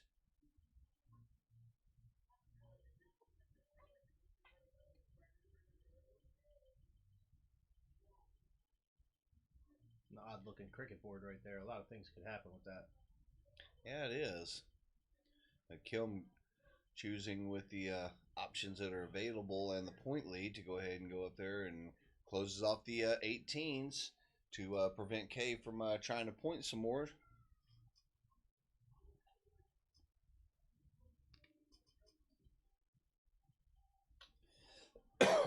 Excuse me.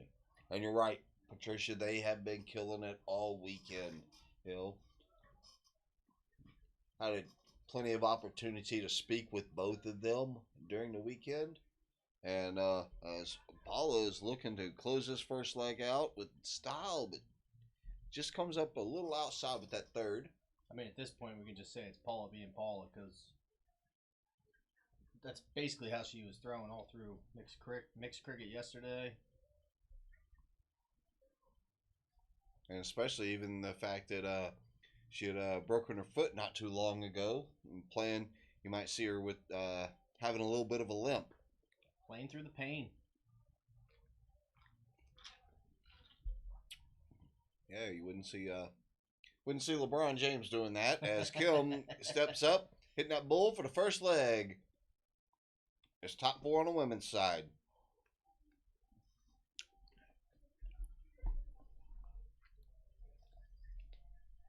On the other side of the bracket, just letting you know, the team of Lewis and Lewis are playing against Kochi and McHugh to make it into the finals there on the other semifinals.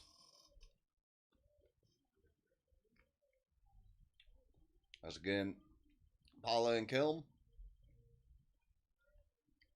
will be starting off this second leg in this best of 3.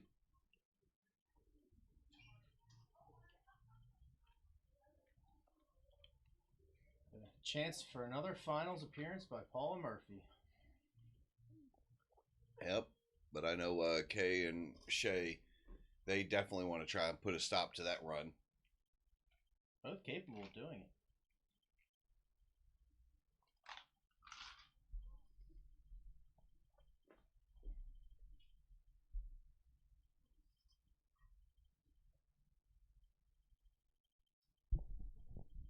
Nice little 5 mark by each competitor to start the leg off.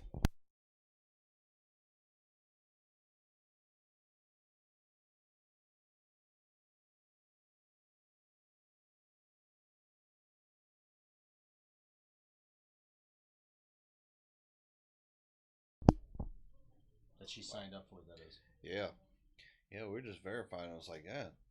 Paula has won every event except for one that she signed up for, and in that one she finished second to Sandy. Yeah. That is one of the reasons why she's one of the most dominant women shooters here in the United States.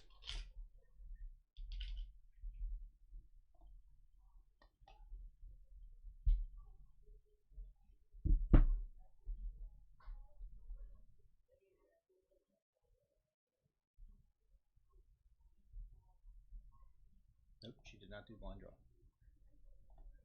Nope. That makes it easy. As Shay stepping up there, hitting a couple of 19s, took a shot at the 20. Try to slow them down. Yeah. Again, all this brought to you here on East Coast Darts. We'd like to thank the Broward County Dart Association for bringing us in so that we could live stream this wonderful event to you. And again, to the big sponsors out there, Pickle Pig, International Van Lines, Deep State. Yep, Deep State, Extreme Darts, all the others that help bring this tournament together. What is in the Father's Day drink? Sheldon asked. All right, well, I'll go ahead and admit Well, there's some frozen water in there, a little bit of ginger ale, and just a touch of the Caribbean, a little rum action. So gotta have my traditional Father's Day drink too. Not able to be with my kids during Father's Day, because we chose to come here and provide the entertainment to you. So, a little rum and ginger. And if you haven't tried it, you should. It's delicious. It's actually very good, and I don't really like rum all that much. Yeah. But then again, if you put ginger ale in anything, it's going to usually taste good. Well, I'm looking at it as rum is kind of sweet, and that's how I stay sweet. So, but just one or two here or there, something along those lines, and maybe after the tournament's over, we'll be able to partake in a few more. For now, I'll get you one.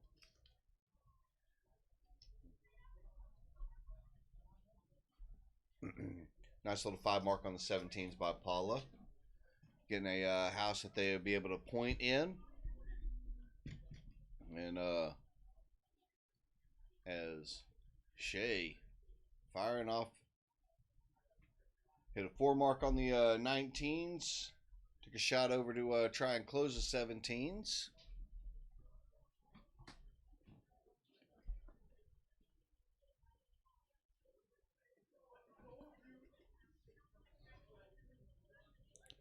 That's a beautiful 7 mark answer by Kelm.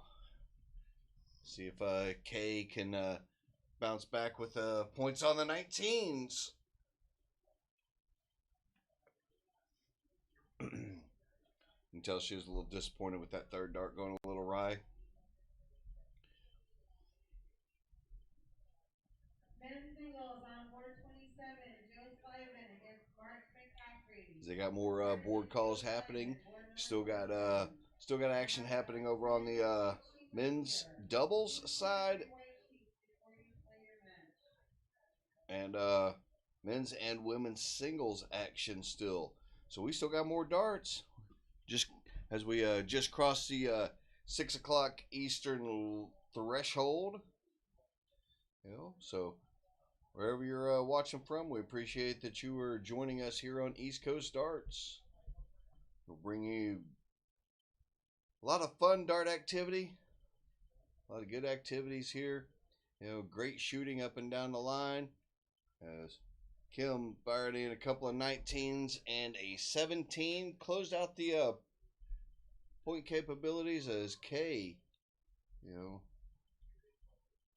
taking a gander up there for the 18s, closed those out. And Paula answers right back. Beautiful triple. Got a 115 and decided to go for a little bit more points on the 17s. Just keep adding pressure to the team of Shay and Kay.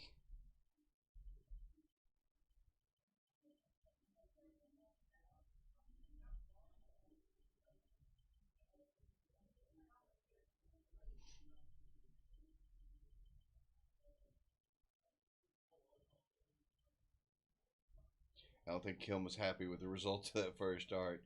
Now she's just conferring with her partner. Do I take another shot? Do I go for more points?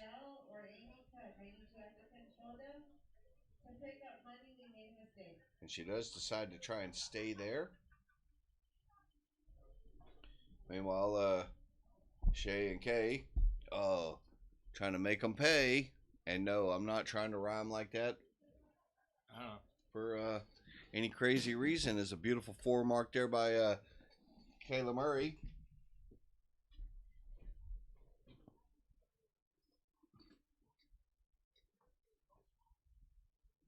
Paula may take a look at the 15, and she does so, closing those out. And Shay Cole, Oh, took a shot at the 17, but it kind of almost seemed like she didn't want to release the dart, and it went well outside.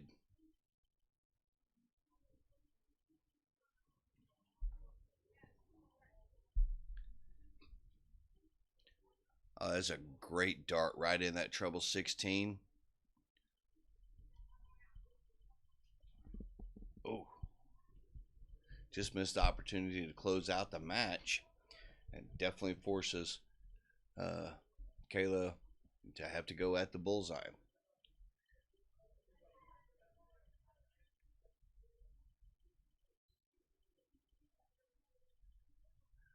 As Paula's going to step up. Two bulls to move into the final.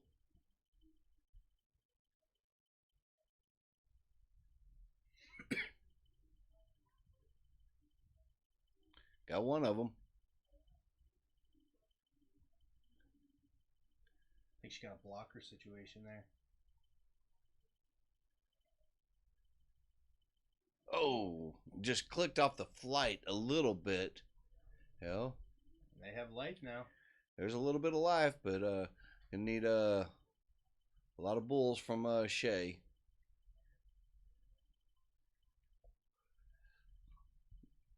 You can tell she was a little dejected with those first two. As Kim stepping up one bull, get her and Paula into the finals.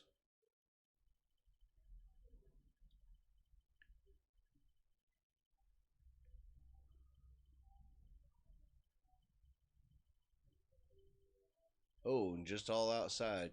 You can see it's a little tougher to see sometimes with those tiny reflex points. Oh, there's one. Needing a few more, though. That's the second one. It closes. 25. A single will get them into the point lead. And she does so right there, getting her, building up into the point lead. But Paula need one bull and then either a 17 or a 16. Got the 17. Is she going at the bull? And that is just outside. So there is still life in the team from Shea. She needs a bull. And when she gets 17, and look at the 16. Get in there. And boom, just like that. We are level at one leg each. Great job. Great little comeback from Shea and Kayla. Kept their composure. Absolutely. Got a little bit of help, and now deciding leg.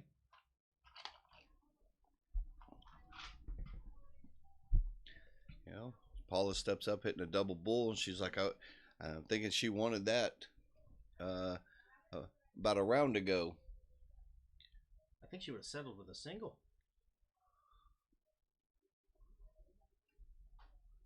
Well, look at that. Lots of points scored on 19s, 17s, as we are underway here in this third and deciding leg. Paula Murphy starting off. Starting solid with 5 20s.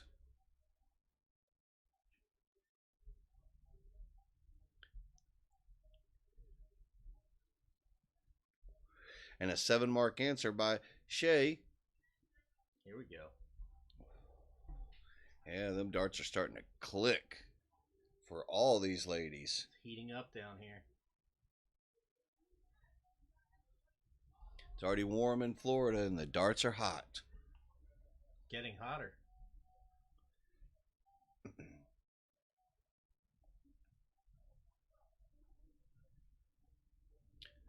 Kayla electing to continue on 19s.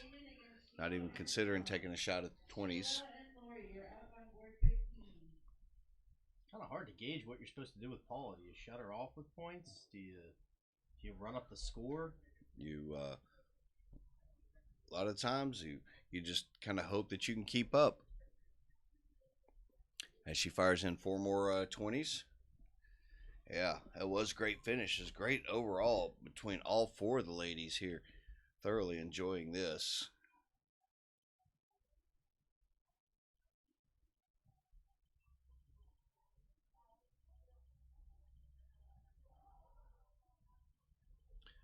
Paula and Kim with only a slim 7-point lead early on in this third and deciding leg. Ooh, right there. Just thinking about it. Does she stay there? And she is trying to shut off their point area. I agree. That's the right place to stay. At least throw another one. Well, you catch a triple, you can go back upstairs, get a point. Kim back there conferring with, or Kay conferring with Shay, determining which way do you want me to go. Ladies singles on board 7, Trish Leon and Jacqueline. Two single 20s. Jackie, A little bit of an open door for Paula. If she decides to go with the 18s or back for more points on 20s. And after that first one, she may be going back to the 20s, and she is.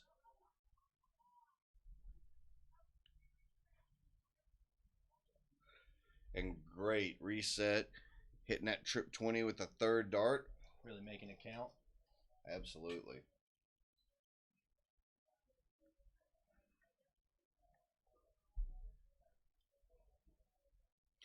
Hey Sheldon, you asked what was in the Father's Day drink. What are you enjoying on this Father's Day? Oh.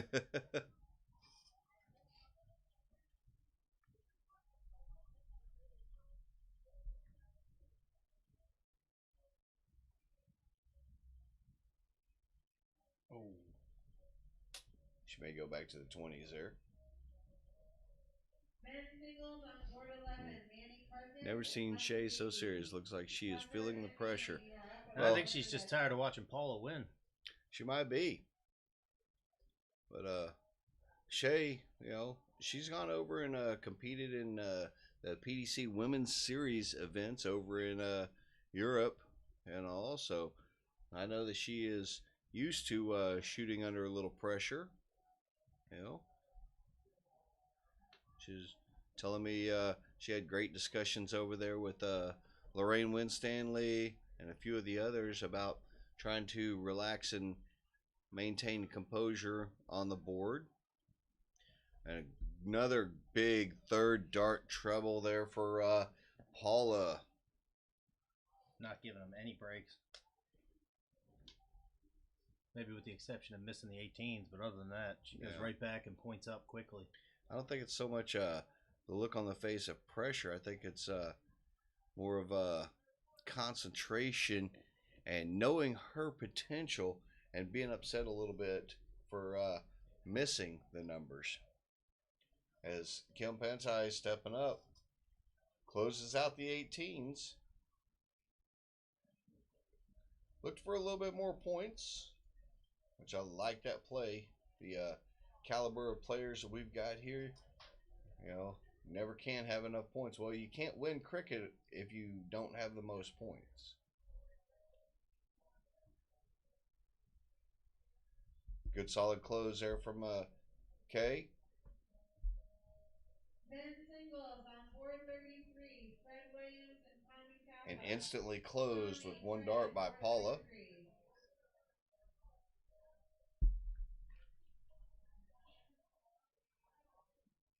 She again shifted over to the right to 15s and probably back up, to the 20s, trying to get a few more points.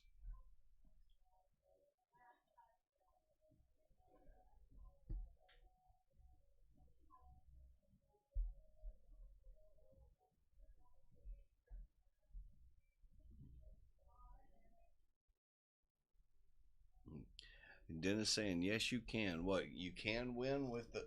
Well, if you don't play points on cricket, then yes, you could win without having the most points. Just got to close everything else out first. Nobody's ever lost cricket with more points. On board 18, Brandon Goddard against Steven Unsinger. Steven and Brandon, you are up on board 18. Kim jumping up there, gaining 40 more points on the 20s.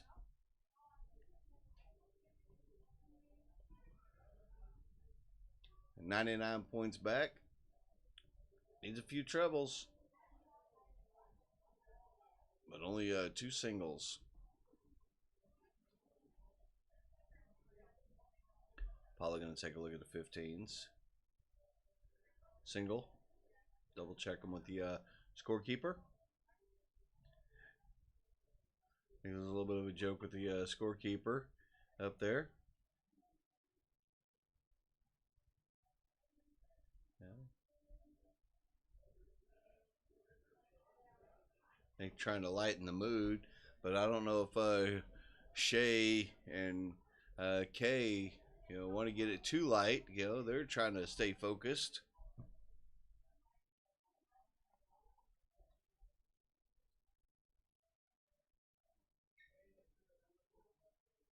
It's a great first start. Trying to guide in using that one. And 6 mark on the 16s by Shay Cole. Eats away at that lead. It does cut into the lead. And now the psychological, where are we going? Yep. Are we pointing or are we closing? And they're taking wouldn't be surprised if Kim throws first one at the 16. Oh, big. Yeah, that's why I'm out here commentating and not playing. She goes and hits points. I agreed with you. I might have thrown one down there to see, but... Well, she did throw the second one over there. Well, after a triple 20, you can kind of do what you want there.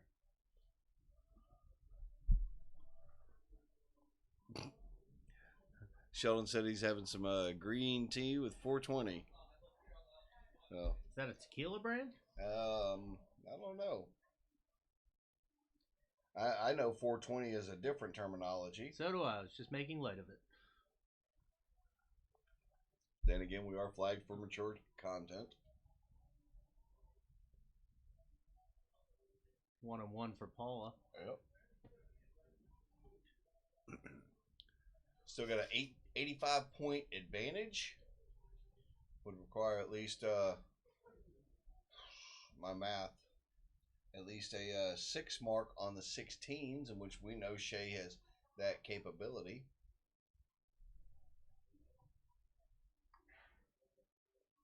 Five will still work. There's 5 of them. Gets them within 5 points. Definitely adds some pressure. 2 16s to close and a single 20 gives them a 1 bull advantage. They're debating again right there. Discussing which way that they want to go. Paula said, go close the 16s. And which she does, and possibly up to points at that time. Oh, just out. Here's the fun part. Well, at this Cut level, Paula off at points, or do you got to go for... You got to go for the... I would look at it as you got to go for the bulls right now, because Paula is hitting, and even if you went up there and hit 320s, you don't have winning darts in your hand right now. Well, technically you do. Needing double. She went for the double with that second dart. Oh, that hesitation to check the score. Yes, it did. That hesitation, that little bit, as Paula is now outside with the first. Yep, kind of expected that of her going back up there for more points. Smart. Makes it a 5-3 bull game. Shay and Kay still needing a 20 to close out points. Yep.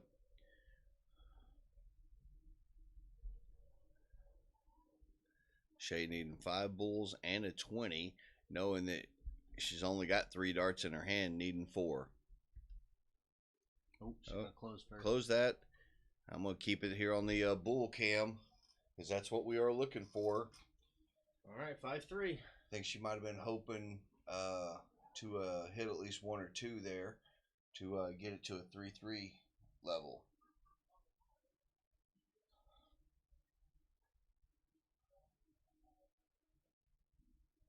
There's 1.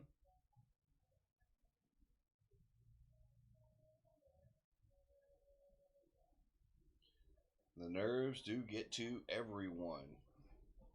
I don't care if you're the amateur just starting out or a professional up on the PDC stage. Paula knows now that she will be stepping back up to the line with darts in hand to propel them into the final.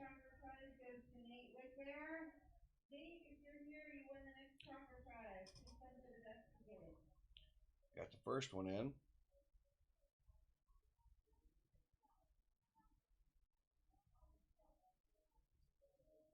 Oh no. There's an opportunity for Shay. She needs 5. Stepping up, needing 5.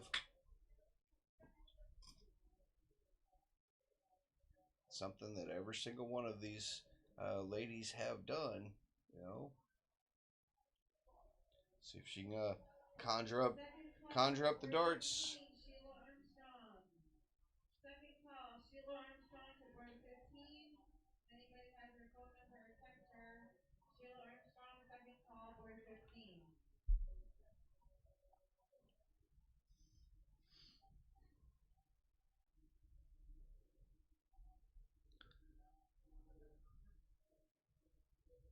See Paula and Kim in the background. Paula's just talking with her, making a little bit of joke, trying to ease her tensions a little bit. And you can see, yeah, dejection from Shay.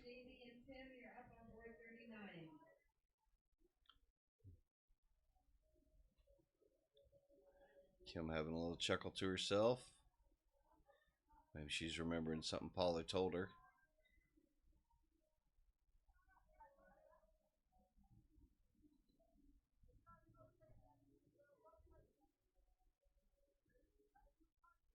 Oh no.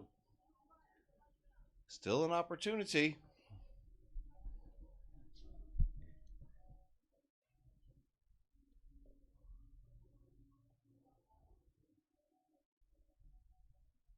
A little bit of self-talk there. Ladies singles top 16 match on board 17. Terry Stewart. All right, here comes Paula stepping up. Need one bull to propel them into the title. And just like that, she hits it. Yeah. It's almost like she flinched away from it or so.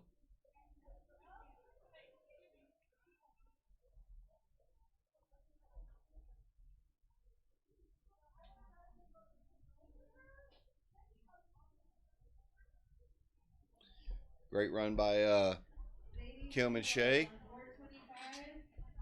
Up into there as we get Paula and Kim moving up into the finals. So we'll get our next match up on the board here very soon. So don't go anywhere, folks. Following that great little matchup right there.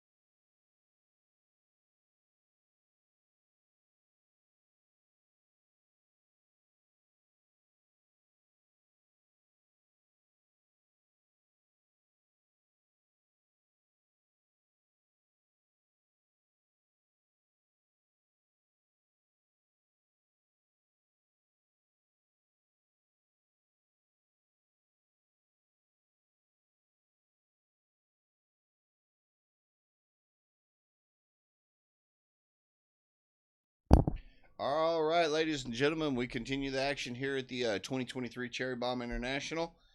Coming up next are women's doubles cricket finals.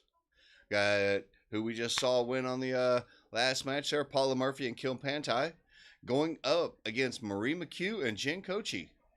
Coming up, so we got a very formidable teams battling it out here. Paula and excuse me, Kim going up against a couple of the Flight sisters out of the New York area. Yeah, both of them out of the New York area. So I know the New York crowd is going to be cheering them on, whereas the Florida crowd will be cheering on their respective choices here with with Paula and Kim. So momentarily we'll get that action here underway as the ladies getting set up, getting in. And just remember, we still got other action happening around. We got men's doubles action still happening, men's and women's singles cricket still happening as well out there in the hall. So we're going to get all this going, and still a lot of great darts coming to you.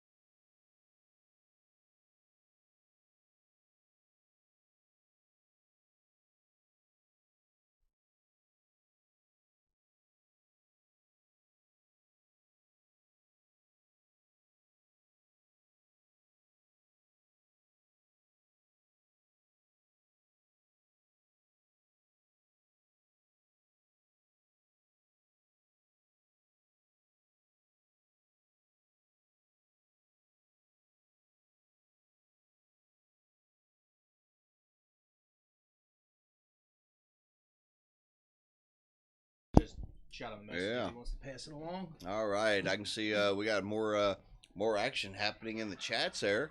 You got my mixed trips, one of my mixed trips partners from Steel City last year, Dana, along with Colm Nielsen. How's everybody doing? Well, two Flight sisters in the final. I threw out the Oh. bat signal, and Yeah, and AVK sending it out. The Flight brothers and sisters unite. represent. You know, Flight brothers and sisters unite. Jay Wall also joining. Jay Wall, how are you? Hope everyone is enjoying the streams. Coming to you live here at the 2023 Cherry Bomb International in Boca Raton, Florida, as we are corked, getting underway, deciding who got closest, and this women's finals. I'm gonna have to double check here. This might be a best of 5. Yeah, It is the final. we will double check. As soon as the score is up to date.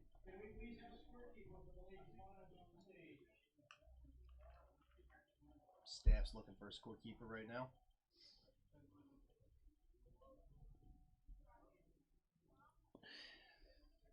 Again, for everybody out there, not bad, grilling some dinner and watching some darts. Well, I'm glad that you were joining us here, for watching with us, Jay. Yeah, Solid Sunday if I ever heard it one. is. And again, for everybody else, got to throw it out. Hope everyone is having a good Father's Day. Happy Father's Day to everybody out there. As we're getting ready to go underway here. And looks like Jen and Marie will lead off.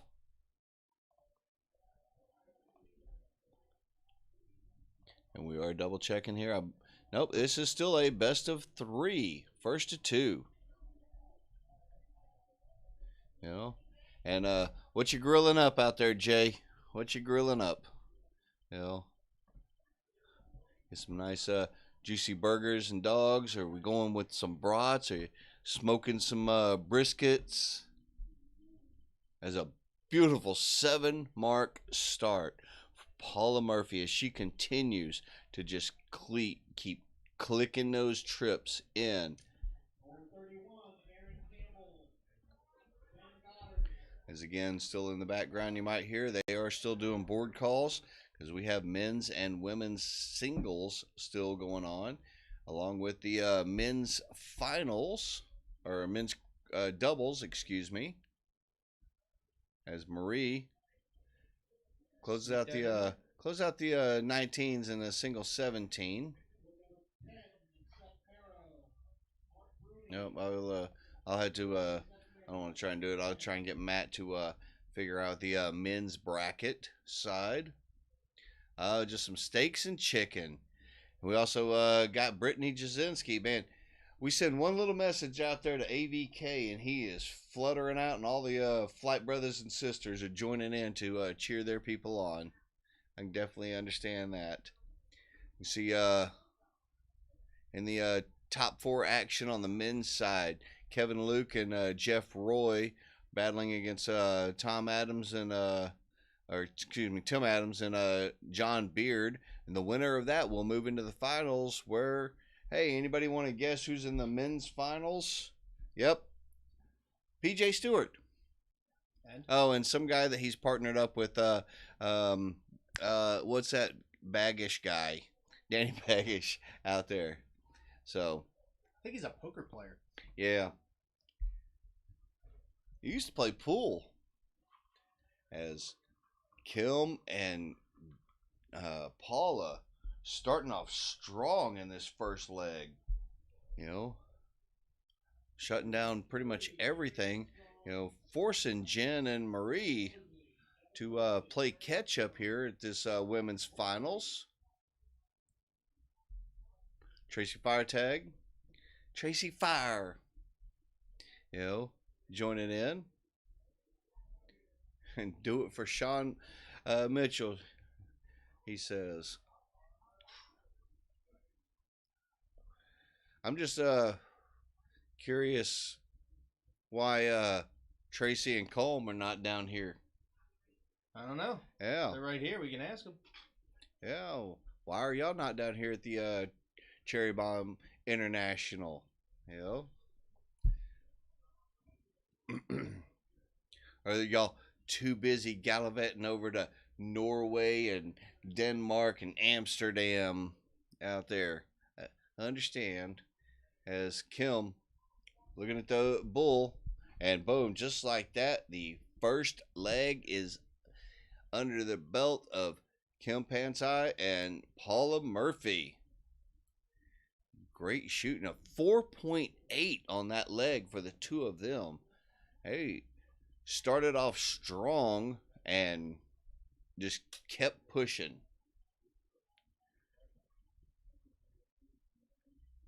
Just never really let Marie or Jen get comfortable. No, they Constantly didn't. moving, not getting a lot of darts at targets. Oh, Colm had to get his hair done. That's funny. That's funny. You know, I understand though. What was it? Rogaine or Bosley Hair Club for Men? I was gonna say Barbasol or Gillette. Yeah. Keep that clean shaven head going. Had to go. Lifetime member of the Dollar Shave Club. Yeah, he had to go get sized for a toupee. As Paula uncharacteristically only a 4 mark. Off round for her. Yeah. I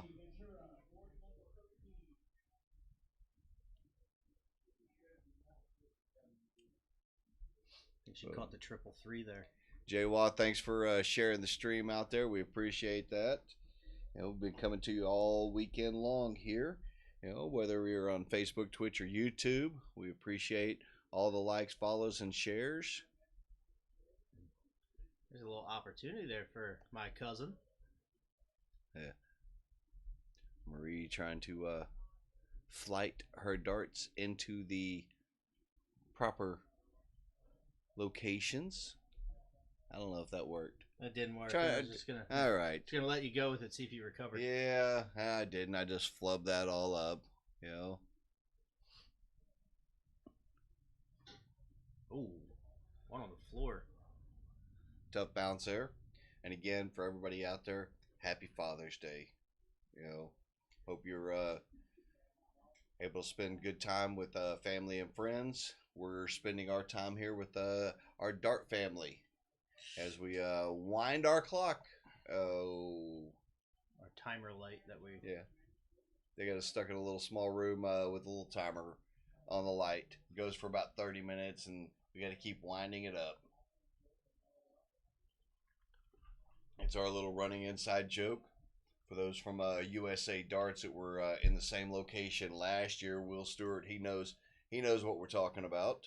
I have a feeling I'm going to hear ticking in my ears for the next 3 Yeah. days, regardless of whether it's there or not. Go see the doctor. Why am I hearing this constant ticking? As Marie shutting down the 20s out there. It's a good shot. Let's see how Paula responds. Possibly looking at 17s.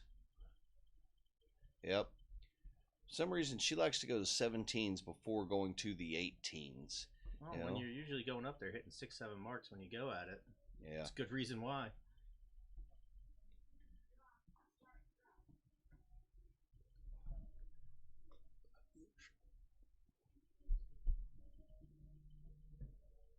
Jen and Marie discussing the options that they want to go. If they want to go try and close the 17s or go up to 18s. And yep, going up there towards the 18s. I don't think she likes the angle of the dart. Yeah, a little bit of a blocker for her, possibly. Aimed a little higher towards the fat 18s, just to go ahead and shut it down. And I know that's one of the good things. I like this about cricket because all the different strategies. What do I go for? Do I go to close? Do I go for points? As Kilm's deciding to shoot at 17s, trying to get points back. I think we got 2 outside here. But able to connect with the third. Gets a little bit of the point lead back. Now Marie's going to be deciding the 18s. That one just flighted away from her just a little bit. Good Beautiful. recovery. It's a good bounce back dart with the second. Yeah, I Picks think a triple. I think she kind of rushed a little bit on that third dart.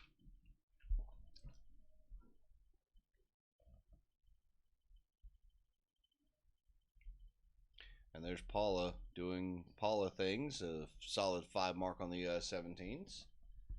She has just been so consistent, so steady all weekend long. Even from yesterday, starting off at early morning around 10 a.m. for the mixed doubles, all the way through her finishing up the singles at 1:30 in the morning, and then back at it around 10 this morning again. Continuing on. It's good 3 darts there by Jen.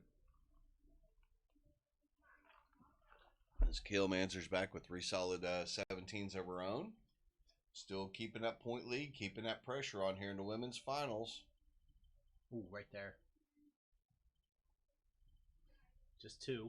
36 points. Trailing on points, so it's going to...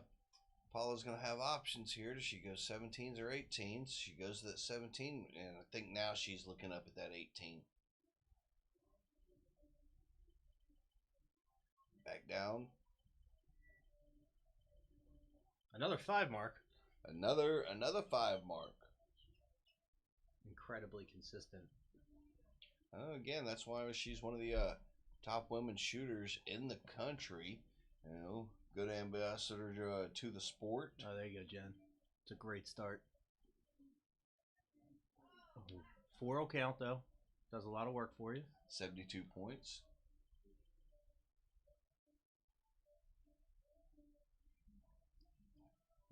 Paula may have her take a shot at the 18s to try and close them out. You know? Yep. Probably adjust them back down to 7s now. Ooh. Right triple, wrong spot. Good opportunity right now for Marie. You know?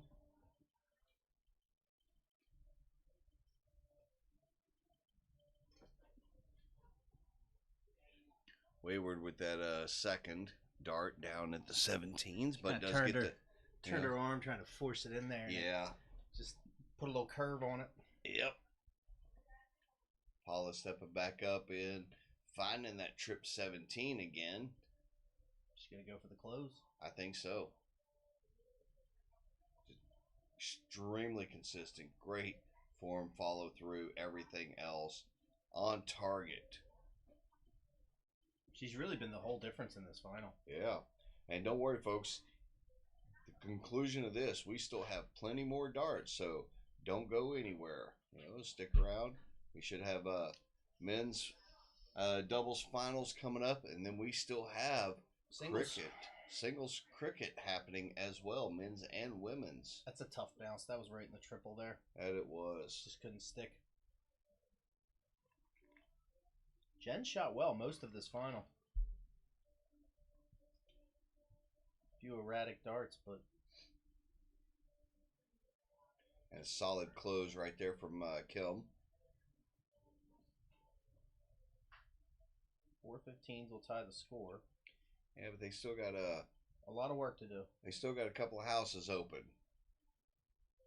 and the score, Oh, that's bad math by me. Well, that's why we're back here doing the commentary and not counting. Well, it's been a long weekend.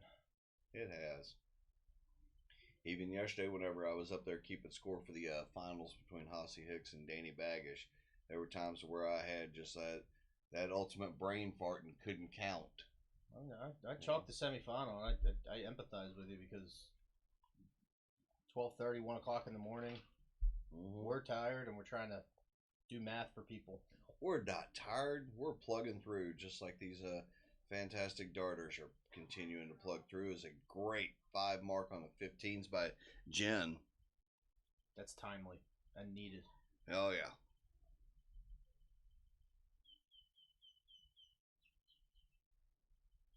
Heard a little bird chirping in the background. Trying to figure out what that was. A bird or a ferret? Well, Johnny Clayton's not here.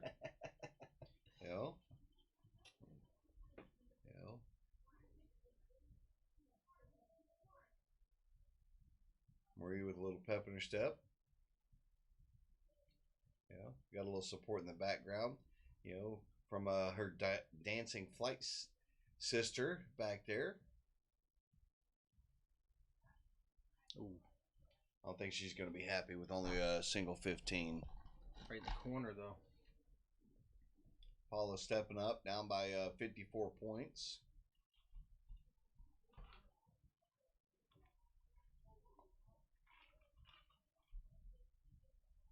Ooh. Uncharacteristic kick out from Paula. Jen has a chance to take full control of this game. I don't know if she's going to look to close or try to get more points.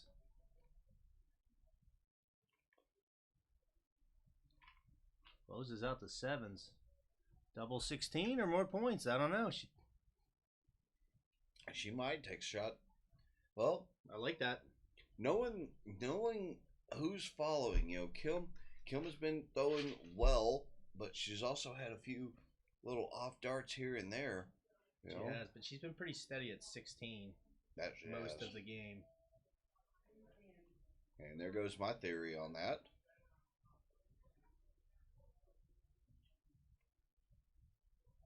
All right, point lead.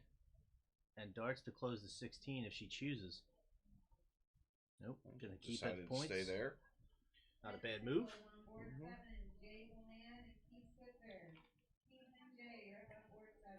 Try to limit what Paula can do here. Yep. Paula looking over for points on the 16. Before we start drifting touch high.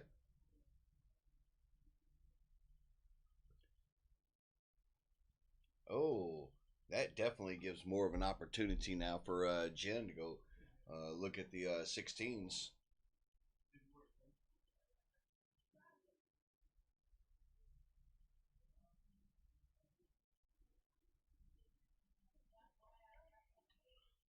Taking her time, talking herself through. Contemplating which ones. Ooh, that hurts. Well, if she's gonna commit to it, I wouldn't have backed away. I would have just immediately thrown that third one right at it. And she does close it out, an emphatic style with the triple. And we are down now. 15s and bullseyes. Thing is, yep. That's kind of what I thought she might do, is shoot over at the 15s, trying to close them out. Keeps And it to she a 4-3 does. game. And now it is 4 bulls to 3. Zoom in on our little bull camera. There you go. That's important. At least get one. 4-2. Ladies singles, 417, Lori Raymond and Tink. Tink and Lori are One in there for Paula so far.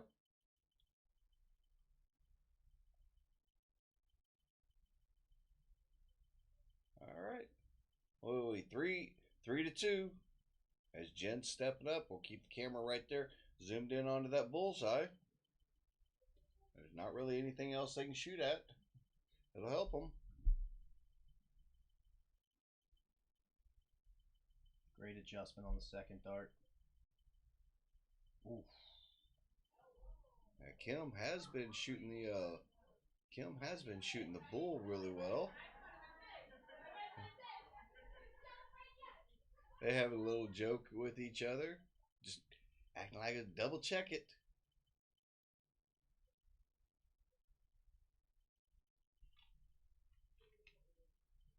Got Double one, to needing a win. double. I can't tell if that's in or not. That is a 3 bull, and that is the Wow. title, ladies and gentlemen. Holy smokes. Outstanding third dart there by Kim Pantai. As your winners, Paula Murphy and Kim Pantai, clutch third dart into the double bull for the victory. Come behind fashion, too. Wow, absolutely. Oh, Okay, apparently Okay. this is a best of 5, not a best of 3. yeah, it looks like it's best of 5. Double check here. They might have updated the... I think they're just going to run another match in here. I think possibly I think so. they forgot to set up the final to be best of 5. I'm gonna So go one more leg for Paula and Kim. for 3 straight for Jen and Marie.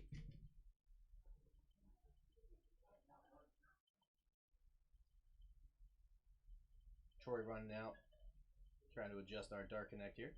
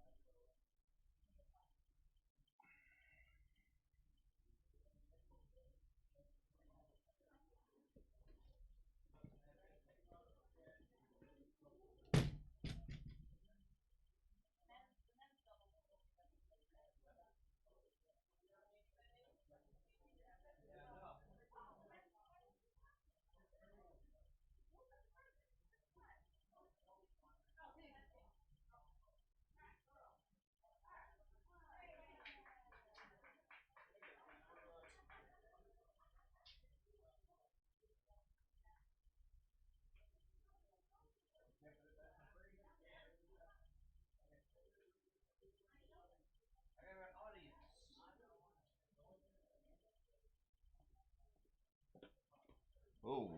All right, ladies and gentlemen, we were out there trying to figure out what they were talking about. You know, Strickland says the flyer says best of 5 in singles, not doubles, and they have made that determination. They have made that determination that it was only a best of 3 out there. So yes, your champions are Paula Murphy and Kim Pantai out there. congratulations to them. Great showing by Jen Kochi and Marie McHugh out there for their finals second place finish out there. So yeah, it was only a best of 3. It was only a best of 3. So with that being said, let me pull up the brackets real quick on the men's side, see if I can find some stuff there. Let's see. That's that bracket I can close. On the men's side, in your finals, we should be getting this match coming up next. Peter Stewart Jr. and Danny Baggish going up against Jeff Roy and Kevin Luke. We've seen both these teams up here before, so we'll be back on with a little bit of live stream action. Well, we're going to keep the feed. You know what? Actually, ladies and gentlemen, I'm just looking at the timelines right now, and we are almost at our 8-hour mark maximum for Facebook. So what's going to happen is I'm going to end the stream, and then we're going to have to restart it. If you're watching on Twitch or YouTube, you should not see really any interruptions or anything like that. So that we don't miss any action here with the men's finals. Right now, I'm going to end it, and then we are going to restart here on East Coast Starts. So I'll be back on here in just a few moments. Please do not go anywhere. Don't forget to click on the next one, because we're going to be cranking